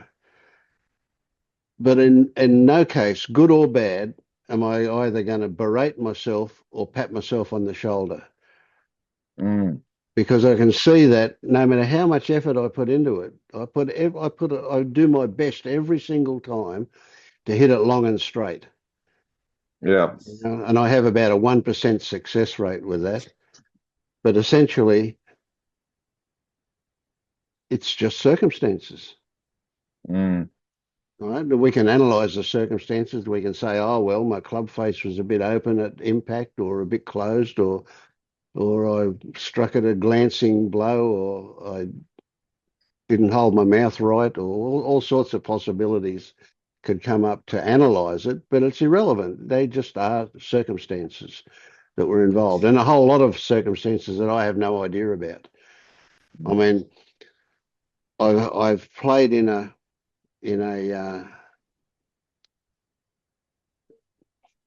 simulation situation with a friend who had a camera that could slow it down to slow motion, and we could analyze the swing and stuff like that. And I can't do the same swing twice, no matter how hard I try. This time it's a slice, and next time it's a fade, and then the time after that it might go straight. But it's just, the complexity of it is huge, absolutely huge. Yeah. And I recognize that I'm no different to the golf club or the golf ball or the tee or the ground or whatever, that I am also just some of the circumstances that are involved in that ball taking off and going down there. So it's the same thing with you with this production, It seems to have come out of you. You seem to have influence in it. But now that it's done, it has independence. Yeah.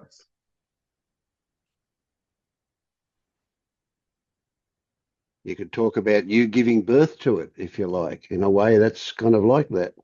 It's a good analogy, I guess. But now it's its own person. It has independence. So if you say, "Oh, I did that and I'm proud of it," that's additional to it.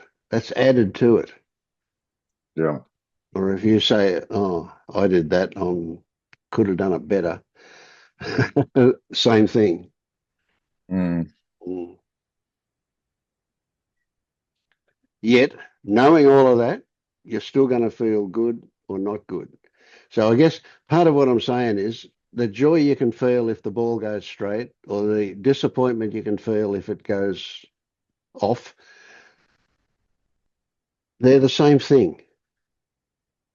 Right? They are not ego. They are not selfing in themselves. They could be, but they don't necessarily have to be.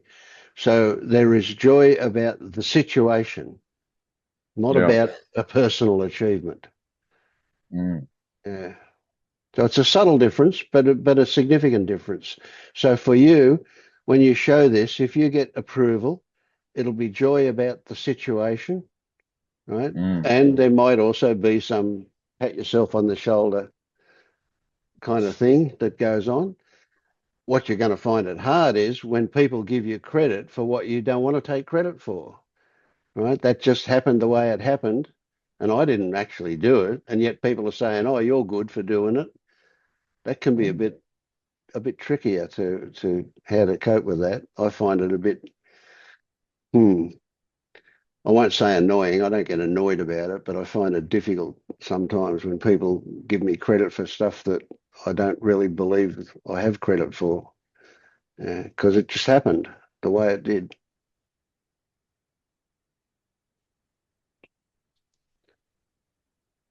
But we know that a story that should have no connection to us personally does actually have a connection in that we respond to it. And so you're not going to get out of this life having overcome this idea that you should be stronger, that you shouldn't be weak.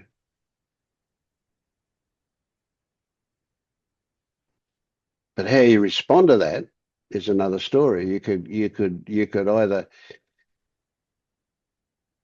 have a strong emotional reaction to it, or you could, at the other extreme, go, "Well, yeah, that story still turns up. Yeah.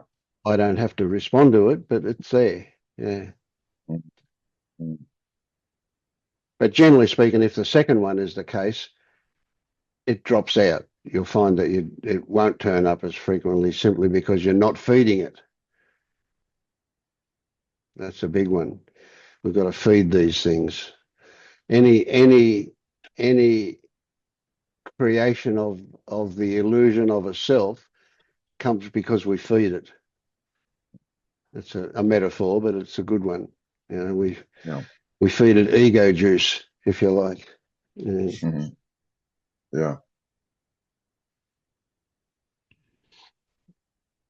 So when's that? In a week from now? Week tomorrow, yeah. Oh, that'll be interesting. Why would I be interested? I am interested. Why am I interested in how it goes? Interesting that I'm interested. I wonder why. Yeah.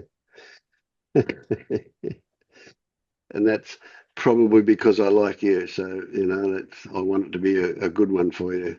Yeah. Yeah, thank you. Yeah.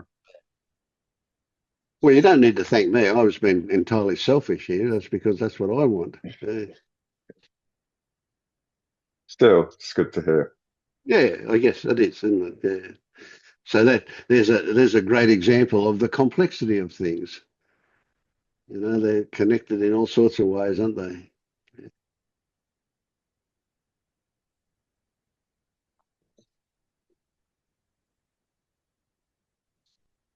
So would you say that on a daily basis that you do much suffering?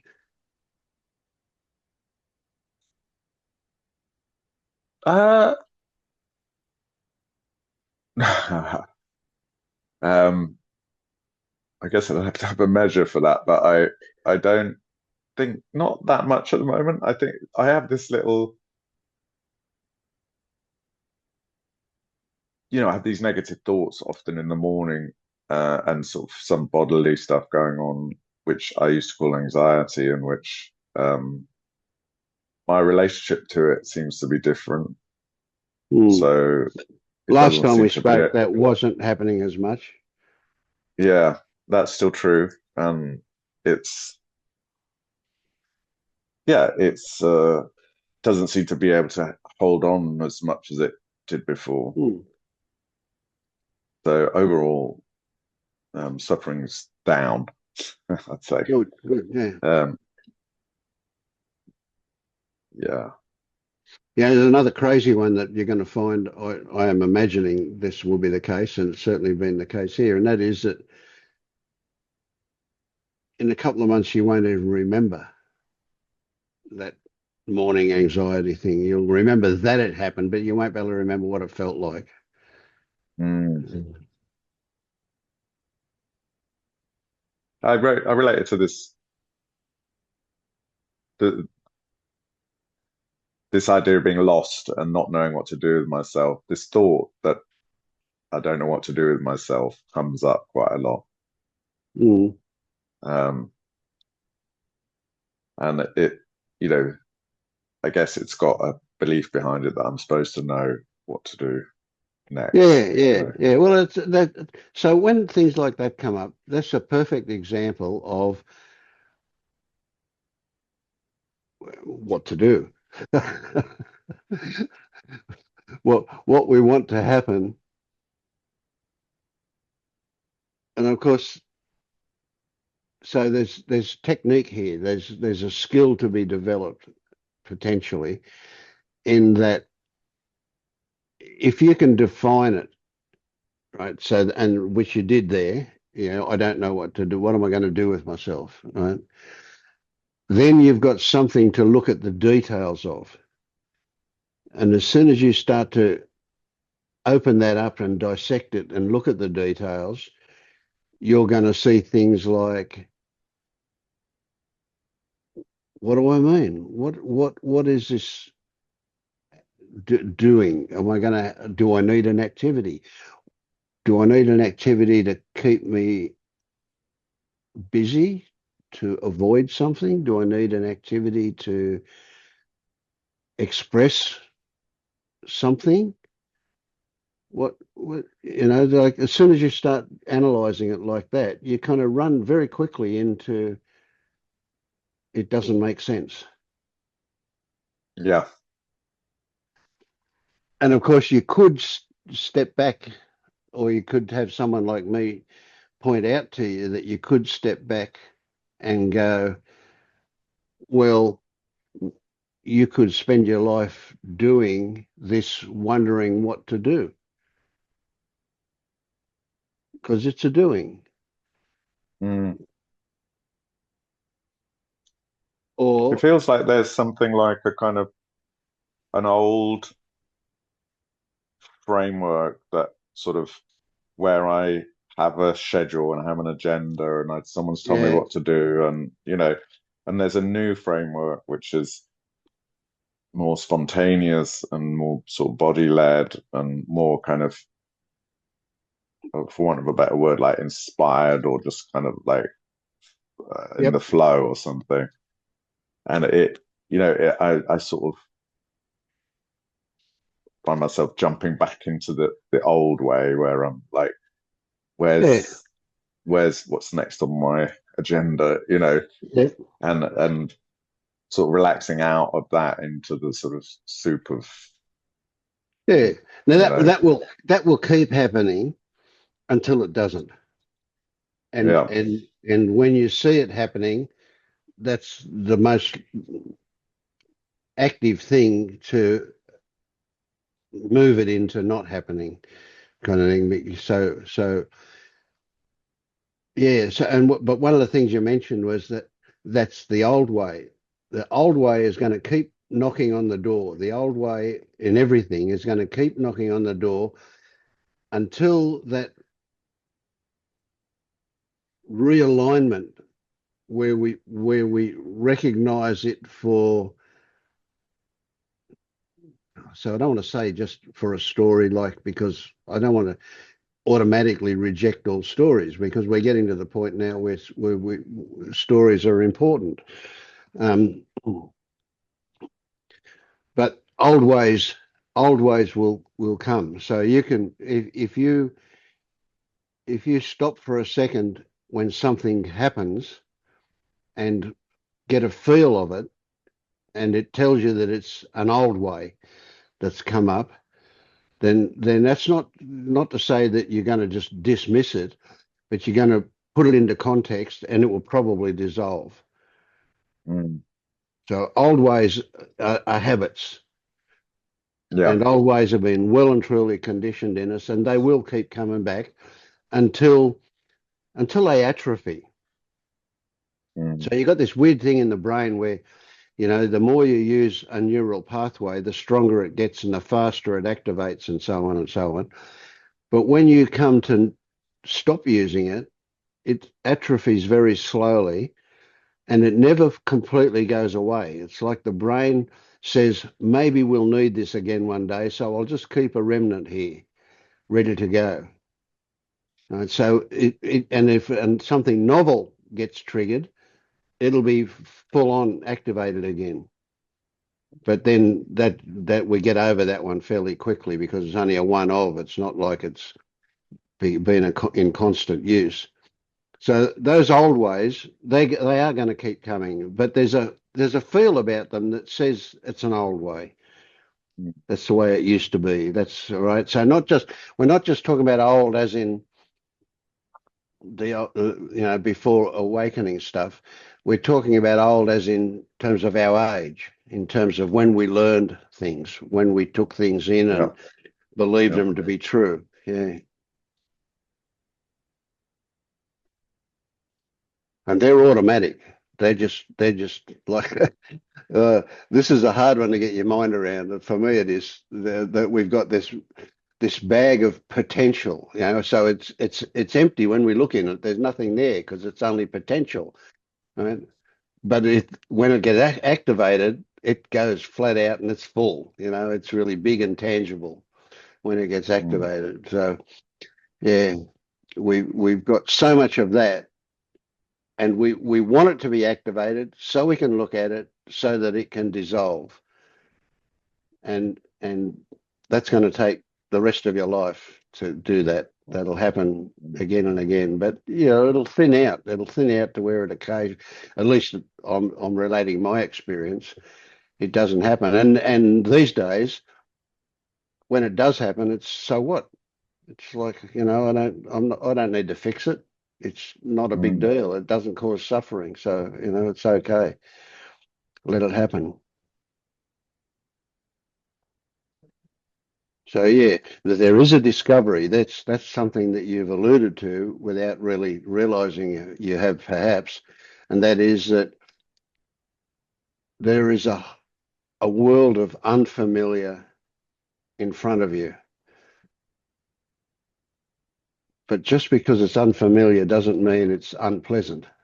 There can be a lot of new, novel, good stuff there too. Yeah.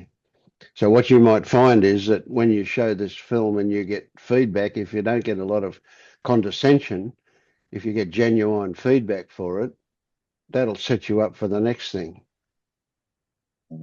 Maybe.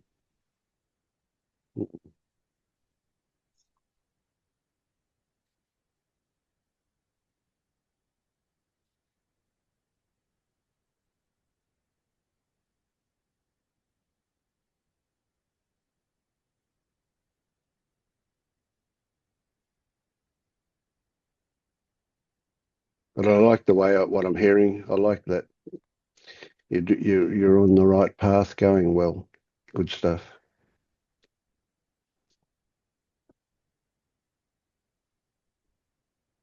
Sounds like approval, doesn't it?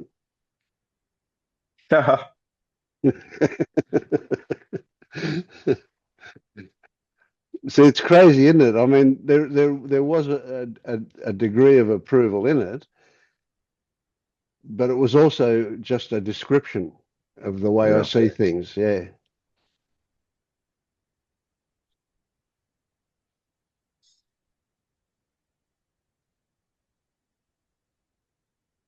Mm. Well, thanks, Dom. Yeah, thank you.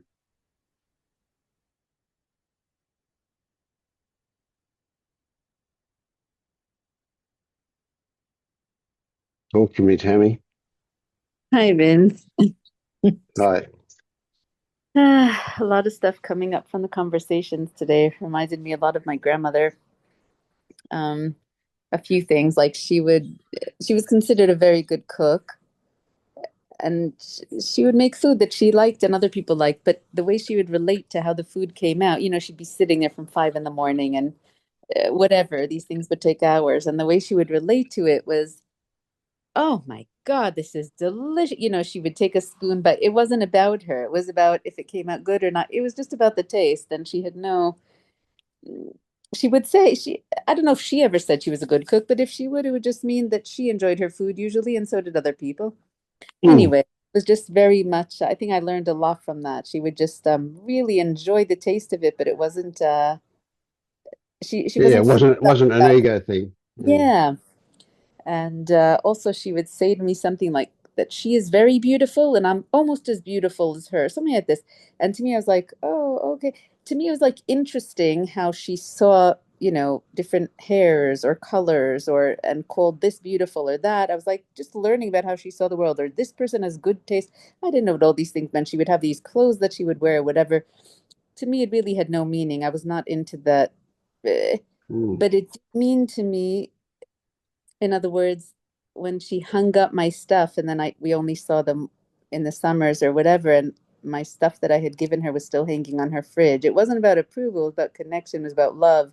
I think that's what, when someone says they like your stuff, beauty is in the eye of the beholder. And if their eye towards you is a beautiful eye, it means they care for you. Something like this. You know what I mean? Like there's beautiful women that appear to me like a snake, like scary because of what's underneath. You know what I mean? Anyway, that's coming to me. But Yeah.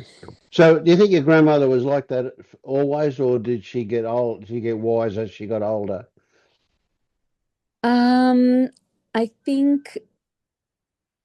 I don't think she was one of these wise old people that was very present in that way, but she did say to me a few things that stuck with me. Like she said to me, I'm an old bag, like she would call herself an old bag. I don't know what, it must have been a phrase at the time. She would say, but she feels inside like she's 16. There's no difference. It's just her at any age. And I remember that really made me think, like, what does that mean? oh, there's not old people and young people. There's just a presence that's there. And then, there's oldness and youngness that comes and goes. I don't know. I think Yeah, that was a yeah. spiritual thing for me. Like, I don't know if she meant it like that. She was like, well, I feel young. But to me, I pondered on that and I really took it as like, oh, there's just something that's always present. And anyway, Hmm. but I think You all of it see is like, much of yourself in your grandma, or no, much of no, not. grandma in you? No. We're very, very different. She passed away many years ago, but I did take from her she loved me, and I took that in how I relate to the kids, and I learned from her, but I feel we're very, very different. Like I have freckles, and I mean the whole thing is like, but very, very different personalities. I Mm. we would speak a lot, but I couldn't go into depth with her really. I mean, there was love and spirituality and stuff, but I couldn't go deeper or share emotions. Also a product of a generation, but Yeah, yeah, that generation thing. Yeah. yeah, they didn't delve into certain things. It was like that's the way it is, and that's it. And they didn't Mm. allow minds to explore what I did, and so I couldn't really. Um, but anyway, I guess yeah, and then just thinking about performance and music and Jed and Dom, and I played last night at a family event with the family, and we hadn't done it in a long time since my other grandmother passed. We don't play as much. And just thinking about how I like to, when I would be in summer camps with kids, and I would like story time the best, like when the 3-year-old would just be like staring at you as you're telling the story, or like when Yeah, you're playing, yeah, everyone's together. When I'm conducting, it's like, I think there's something about presence, like everyone's just silent and in the moment. Like, okay, it's about the music or about the story, but instead of being lost in whatever, everyone is here. Everyone is here and together and silent inside and just focused on the thing. There's something about that. But um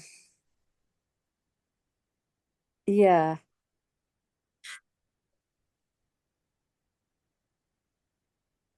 So, how much have you been suffering the last couple of days?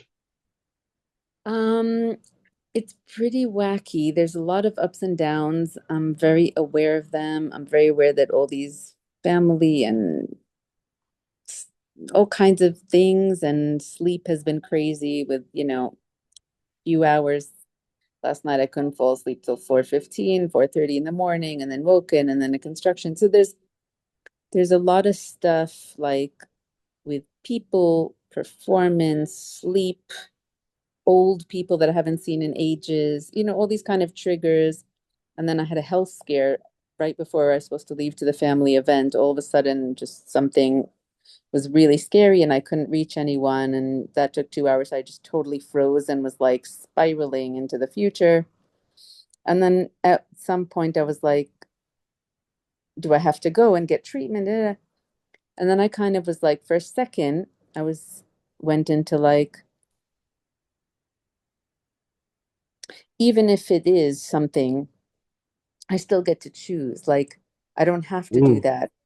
In other words, you don't always get to choose. Sometimes the pain is so great, not everyone gets a choice. And like it's things seem inevitable to get treatment sometimes or not. But I was like, wait, even if that, I still get to choose if I do testing, if I do invasive procedure, if I do like, I don't know, something about I don't know. There was just a lot of thoughts and getting lost in a lot of spiraling and panicking. And then I had to like regroup once I finally got hold of someone and they said, no, it sounds like it's not that. It sounds like it's okay. And, monitor and make and schedule an appointment, but it sounds like you're fine and come tonight. And I also went into a whole spiral of, you see, last June till January, you were in a spiral and part of it was caused by external circumstances and partly because of the heat and no rain and all of this. And I'm determined to not go into a flare. And I'm like, you see, I threw myself into all these events over the last week, which were extremely stressful, sleep bothering, noise bothering, people, intensity, social. And I'm like, it was tremendous suffering of like, you see, you knew you were anxious about this.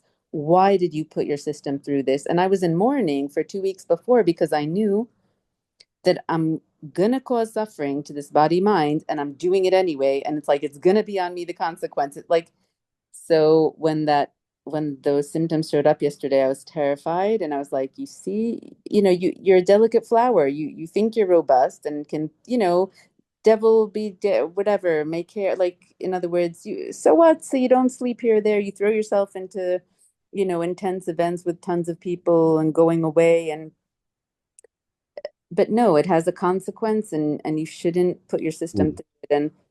And it's a lot of wondering, because I also wonder, no, maybe that's the way forward. I need to be much more busy in life and more involved, and that will like cure me of having flares. In other words, there's also, the conflict of like, what is the way forward to greater health and peace and sanity? And like, is it by doing more, by doing less? And so there's that conflict.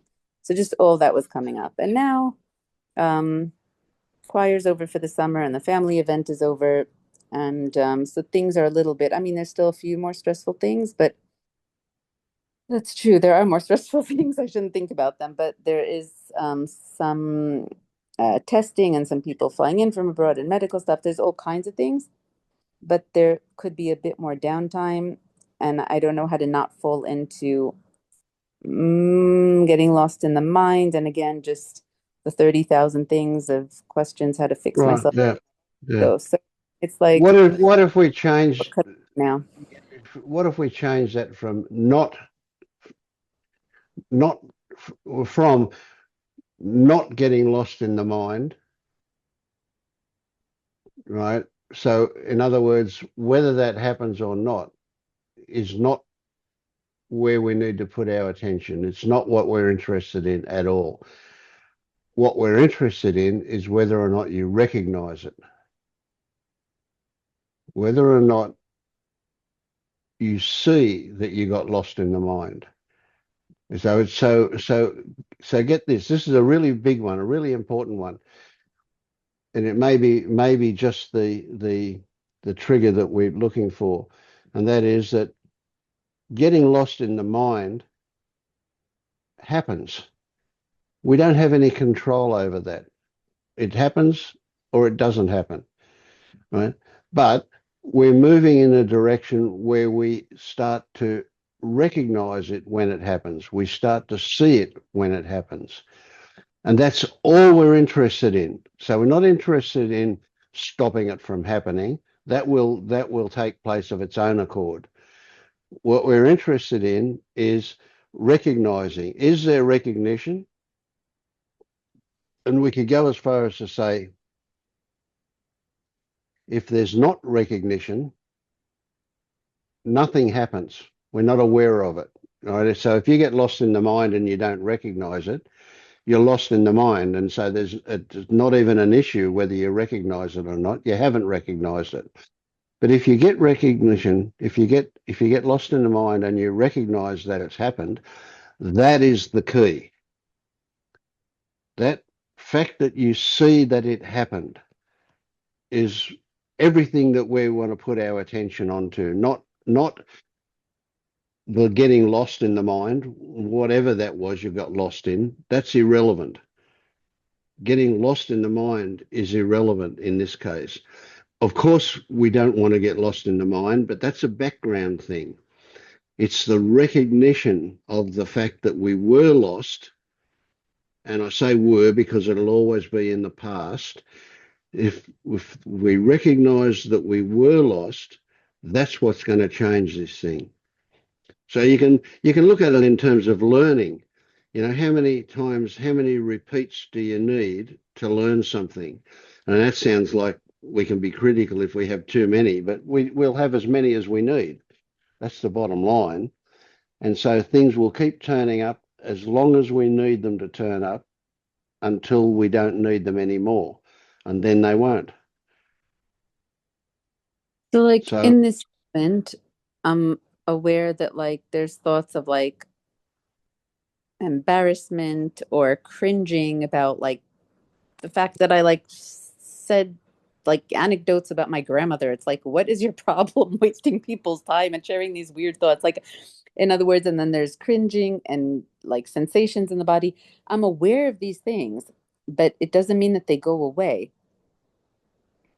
Okay, yeah. So if that's the case, then when you say you're aware of them, there isn't uh, the emphasis is not on the recognition that they turned up. What happens when you're aware of them like that is that you actually describe them. So you make them even stronger. But see, so so what I'm wanting to do is shift your attention to not being aware of them, but to being aware of them. Do you get the difference? Yeah, but it So if you, comes with rating myself for there you go again. Why can't you get out of this? Like you, yeah. it, So immediately you've lost the idea of recognition, right? What you're doing is you're embellishing them. You're making them bigger because Mhm. you're describing them and all the negative effects. But what I'm saying is that that'll happen or not happen, and that's irrelevant. We don't need to stop that. We don't need to do anything about that. What we need to do is really focus on the fact that we've recognized that they've turned up.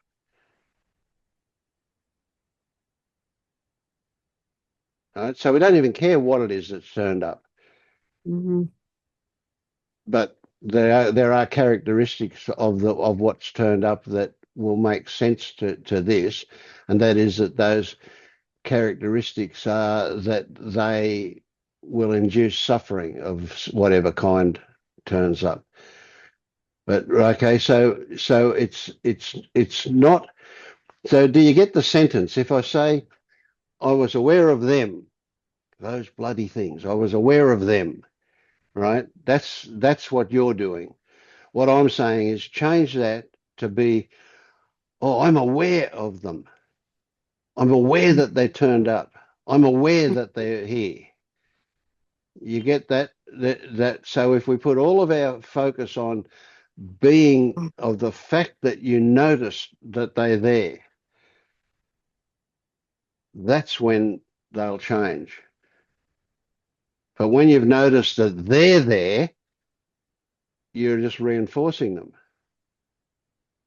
I think it's a really key thing what you said, because I'm like, when people are like, be mindful or be aware, I'm like, I'm always aware. I'm always saying, oh, there you go, doing this. Oh, maybe do that. Like I'm always narrating. I'm always watching from the outside what's happening.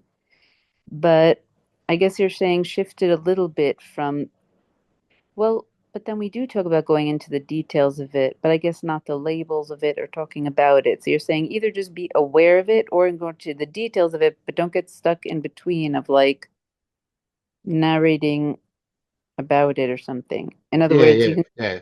station or you can go into, ooh, I'm aware.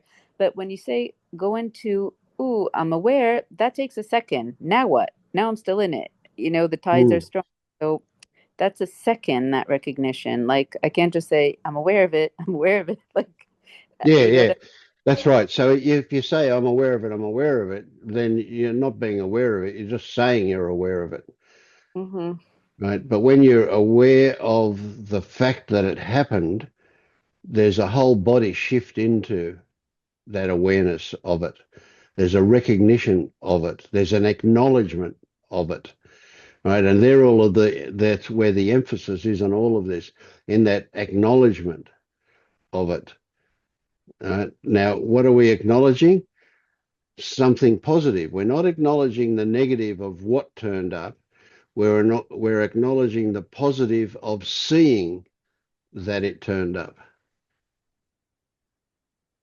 So when So, thoughts or sensations are there for a long time, what is the continuity of practice? In other words, what do I do for that 3 hours or 10 Well, minutes? okay, or- so a good that's a good question, and it's a good one for you, and it's a good answer I've got, I think, and that is that, well, you know, I don't know about 3 hours, but nevertheless, if you if you can swim in, sink into the recognition of the fact that they happened, right, I'll guarantee you that they will change.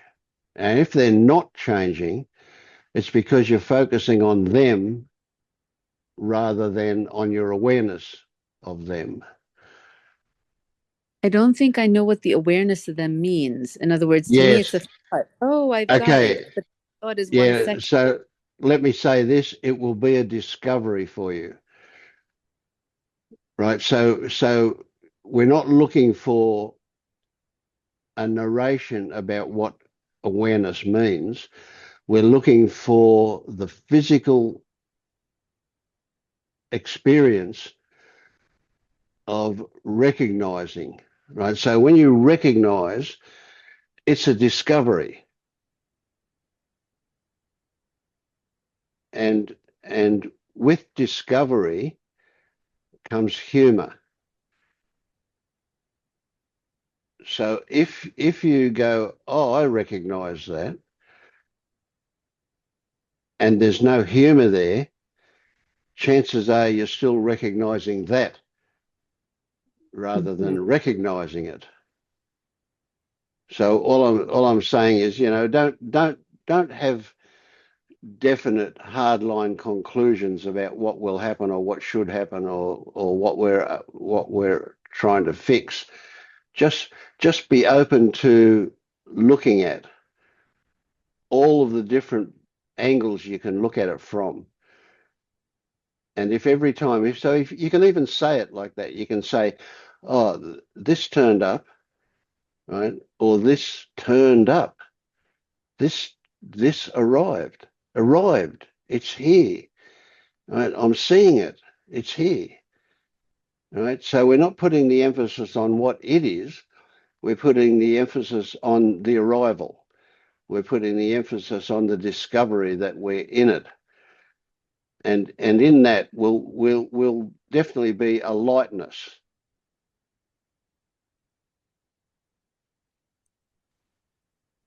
I'm not sure if I can really relate to that because to me it still seems like a thought, Yeah. unless you're talking about like Yeah. Okay. So unless you're talking about like excitement or something like, ooh, like to try and get into a different sensation of like excitement that the feeling is well, here, noticed or there will be some of that when it happens. But see, you're not in charge of making that happen. You can't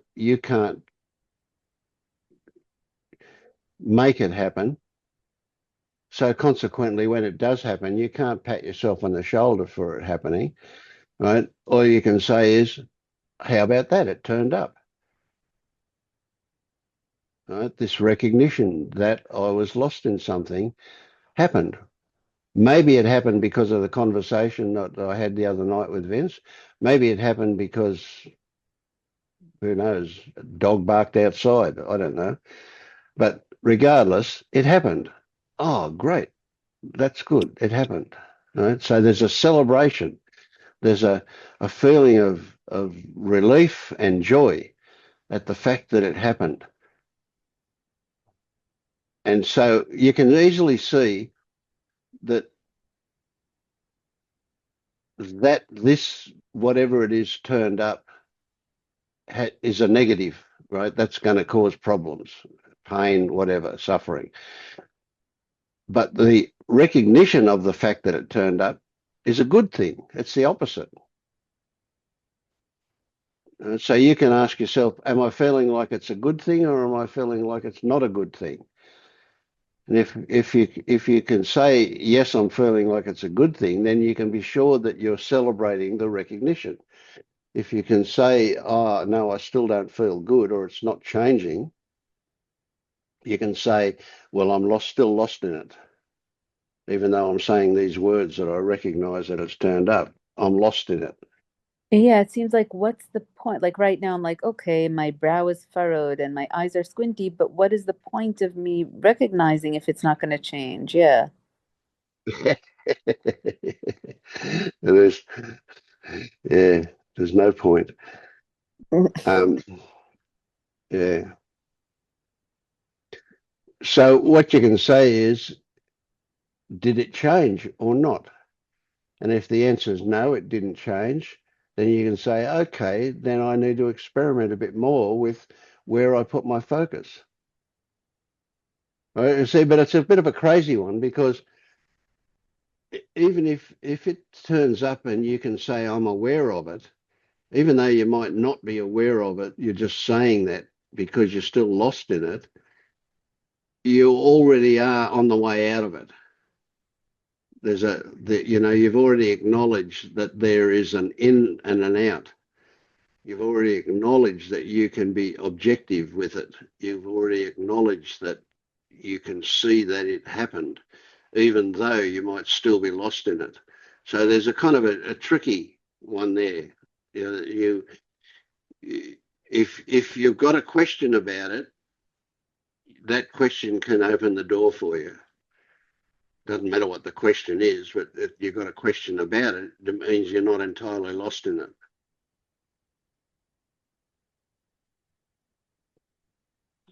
But see, you normally speaking, you react very fast, and the consequence is that you can be not only lost in it, but you can be lost in what spirals off from it. And then that seems like a lot further way back, but it's not. It's still the same thing. Doesn't matter how far out you've spiraled. If recognition that you are lost in it turns up, that's instant, and it will change it. As long as your focus is on the celebration of the fact that you recognized it, not on what it is.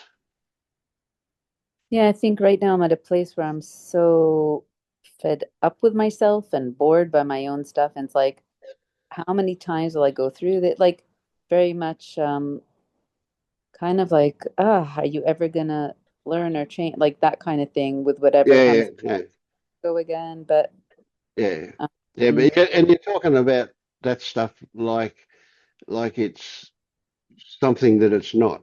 And the way you're talking about it is that you could do better. You could be more adept at learning or whatever. But that's irrelevant. You learn as fast as you learn. You'll things will repeat as long as they need to repeat until you learn the lesson. That's just the way it is. Oh God, I went through the same lessons for 45 years, I imagine. Um, and then eventually it happened. No, I can't take credit for it. It just took that long. mm-hmm, I'm not saying it will for you by any means, but what I am saying is that it'll take as long as it takes. mm-hmm.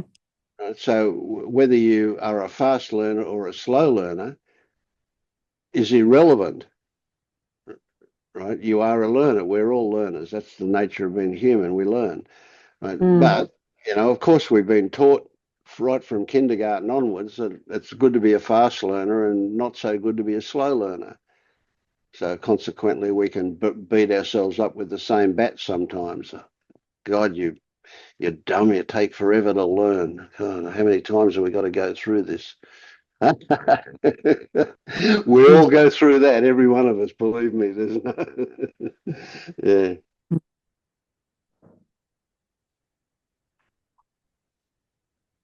Yeah,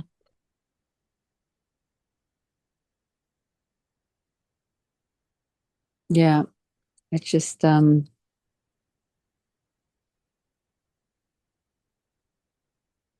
yeah, wishing things were faster or smoother or whatever. But And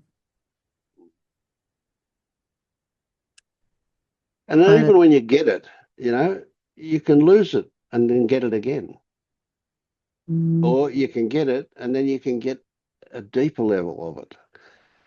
hmm. And so nothing's cut and dried in that way. So where do we get to rest? Where do we get to relax? You will. And I guess it sounds a bit condescending, but it's not meant to be that way. But when you no longer seek answers to questions, you'll get to relax.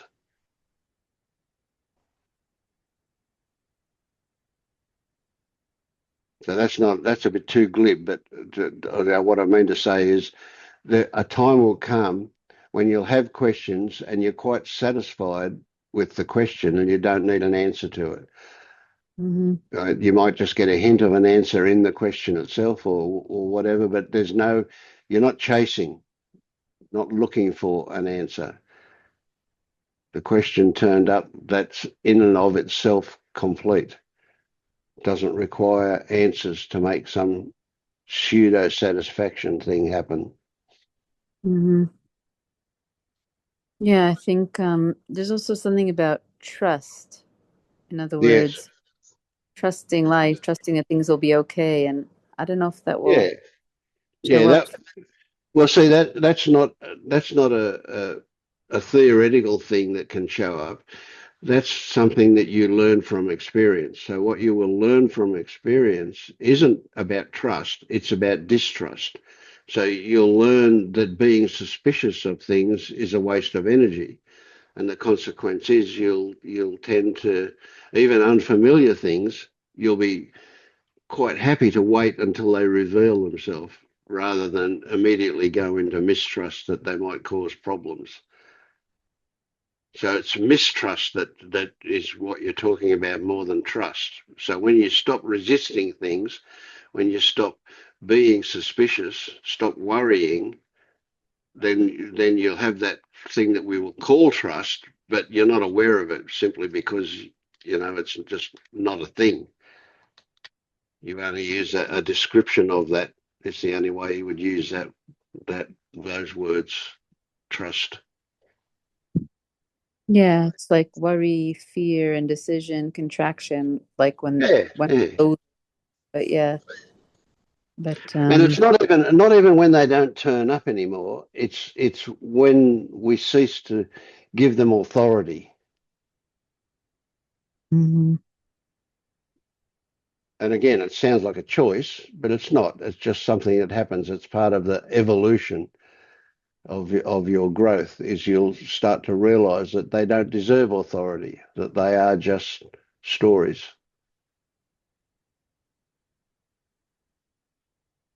Yeah, although yeah. Maybe it goes hand in hand. In other words, if you live in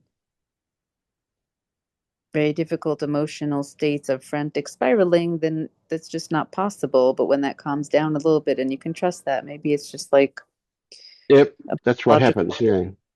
yeah. Yeah, Just so the more trust. you experience, so in the beginning you'll have periods where you're not experiencing that negativity, whatever, that suffering, right? And they'll kind of come and go and be fairly small, and you won't even notice them. You'll still, when you look back, you'll still remember the suffering and the bad things more so than the good things. But a point will come where you'll recognize that the bad things, the suffering stuff, is less frequent than the good things. And at that point, you'll kind of have a sigh and you'll let things go a lot better, a lot quicker. Yeah, and I think also that I'm focusing a lot on things that are coming up that are major for me, like rent signing or a family vacation where we go away for a few days, like things that have traditionally Yeah, thrown to very extreme states of anxiety. But I'm not noticing that, like, in moments where those aren't showing up, it's different than it was. yeah, And so, yeah, like, exactly. Yeah, wanting to be totally serene within things that lack of sleep, people, performance, it like rather than like discounting that in a moment I might just be okay where I would not have been okay, but because it's a quote unquote regular moment, it's like no, I have to look ahead a month and be like, but that I'm gonna freak yeah, out. yeah, Yesterday, yeah. I freaked out at a family event, but those are really meaningful and huge. Like those have all the weight of all the conditioning. So yeah. Yeah, yeah. Well, even more than a lot of other situations. Yeah, because it's family. Yeah. Yeah, and just because my whole life I've reacted strongly to certain things, and so Yeah. not to Yeah. expect to be as serene as like a calm walk in the forest or whatever. But yeah. Yeah. Yeah. Yeah. And one thing you've got to watch that comes to mind just then is too, you've got to watch that people's expectations of you can push you and pull you and mold you in a certain way. And so realizing that you actually imagine their expectations of you, but you're taking the way they behave, and it's a real thing. It's not just an imaginary thing, but people want you to be the same. They want you to be the way they're familiar with, regardless of what that's like, because it's familiar. They don't want you to be new and novel and different. So what you find is that people will respond to you in ways that they always used to respond to you, and you've got to watch that you don't get triggered into responding in the same way you used to when it's not, when it's you've got an option. Yeah. Good one, yeah. All right. So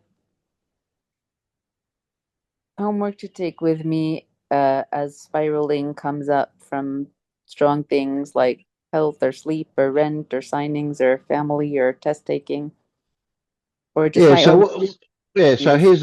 here's the one for you to do. That's that, you can start off with this at least as a doing, and that is that every time you have a story about any of those things, any of those reasons to worry, you can ask yourself, am I aware that that turned up? All right. So can you see that what I'm saying is that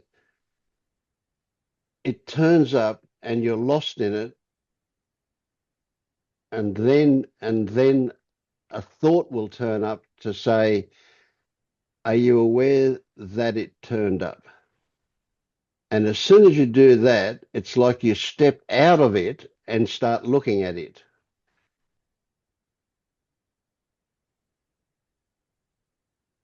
Right. So what I'm saying to you is that you can give yourself the chore of asking yourself the question, are you aware that it turned up when any of those things turn up? So next time, for example, you're just walking across the room and the thought comes up, rent, right? And so that invites you to get lost in, oh, can I find the money for the rent or whatever your particular story is, right? But then the thought will turn up. Are you aware that that thought turned up? And by inviting that question, are you aware that that thought turned up, that that story turned up, that stuff? It's almost always going to be story, isn't it, for you? That story turned up about what am I going to do if? How am I going to cope with? What's the consequences of any of those stories? You could almost write a list of those stories that turn up for you, couldn't you? That Yes. it's about family and it's about dogs and rent and whatever. So you don't need to write the list, but what I'm saying is when they turn up, because of this conversation, it would be good if it also turned up another story that said, are you aware that it turned up? Right. And then as soon as you ask that question, you can shift I want to call it a sensate awareness, right? A feeling of knowing that it arrived. That's all. That it arrived. We're not even concerned about what it is. We're concerned with the fact that it arrived. Its arrival. And then don't do So, anything more than that. So it's not like, oh, here it goes again, you're in the same stuff. It's no, like, no. No. It could almost be that, but yeah, no. Um, it's like catching it. In other words, yeah, that's a groove, that old one. That here it goes again. That's a groove. Yeah, this is a brand new bit of territory that we're wanting you to look at it from. So stand on the hill, stand on this little mound of a hill, and look at the arrival of it. Right? Did it gallop up? Did it come in a car? Did it come by train? Did it come out of an aeroplane? How did it? This story arrived, right? And we're not and then worried what do about. Sorry, in go other on. words, and then what do I do with it? So let's say I'm taking an exam and it's a 3 hour thing and I'm nervous. And of course, there's stories running in the background, or else why would I be nervous? So what do I do? Or if I'm walking and thoughts turn up about anxiety, about certain stuff, and then it's Mhm. like, I'm like, oh, here it comes again, but it still comes. So then what? Yeah, but see, you're saying here it comes again and it still comes, right? And I'm saying change the emphasis to it comes. It's here. Not it's here, it's here. Not it comes, but it comes. See, But so you get this movement of arrival is where I'm wanting you to put your focus. You're seeing that it turned up. That's the issue. That's where I want your recognition to go. then That what? Then it goes don't worry into this about that. Don't forget not about that. Yeah. So no, so I don't even want you to even speculate about that. Of course you will if you're going to. But what I'm saying is, right, if you tie it to a then what, you're back to something else. You've just created another story about fixing something, right? What we're wanting to do is acknowledge that something has turned up. That's all. I know it seems incomplete to you. it's like, what do I do next? Because it's Yeah, still well, gonna yeah. like, So, all right. So, what you do next is circle back to the arrival. Huh. Now you might see why it arrived, or you might see that's so why is a bit shitty, but you might see that it arrived because of a trigger or random, totally random. Who knows why it arrived, but it arrived. But we're talking about that it wasn't there and then it was there, and that movement from not to it, to what not there to is there. Mhm.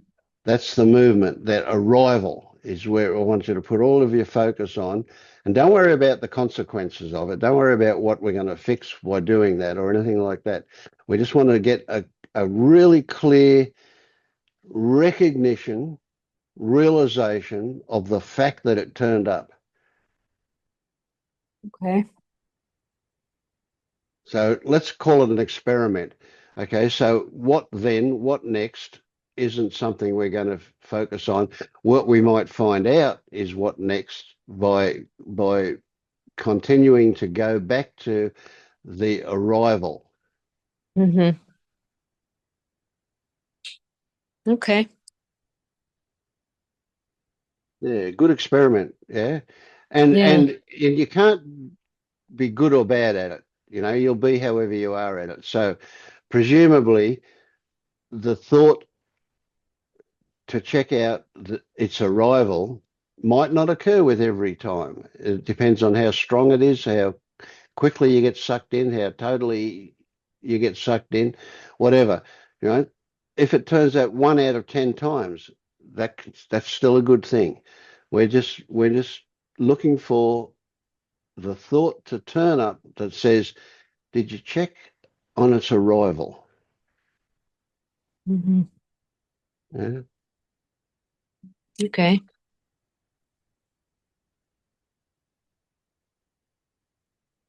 I feel quite strongly about that. This is a big one for you. This is a really good one, and it's definitely a movement on from where we've been in the past. So once you get this, then we got the next step. But essentially, this step is to dissociate from what arrived from the fact that it arrived. And when you can see those as two separate things, we'll go the next step. Yeah, but that's good. That's a good one. Yeah. So whether it's a thought or a sensation or emotion, it's like, it arrived. Doesn't matter. Yeah, it doesn't matter. That's right. It arrived, and maybe you'll see what triggered it, maybe not.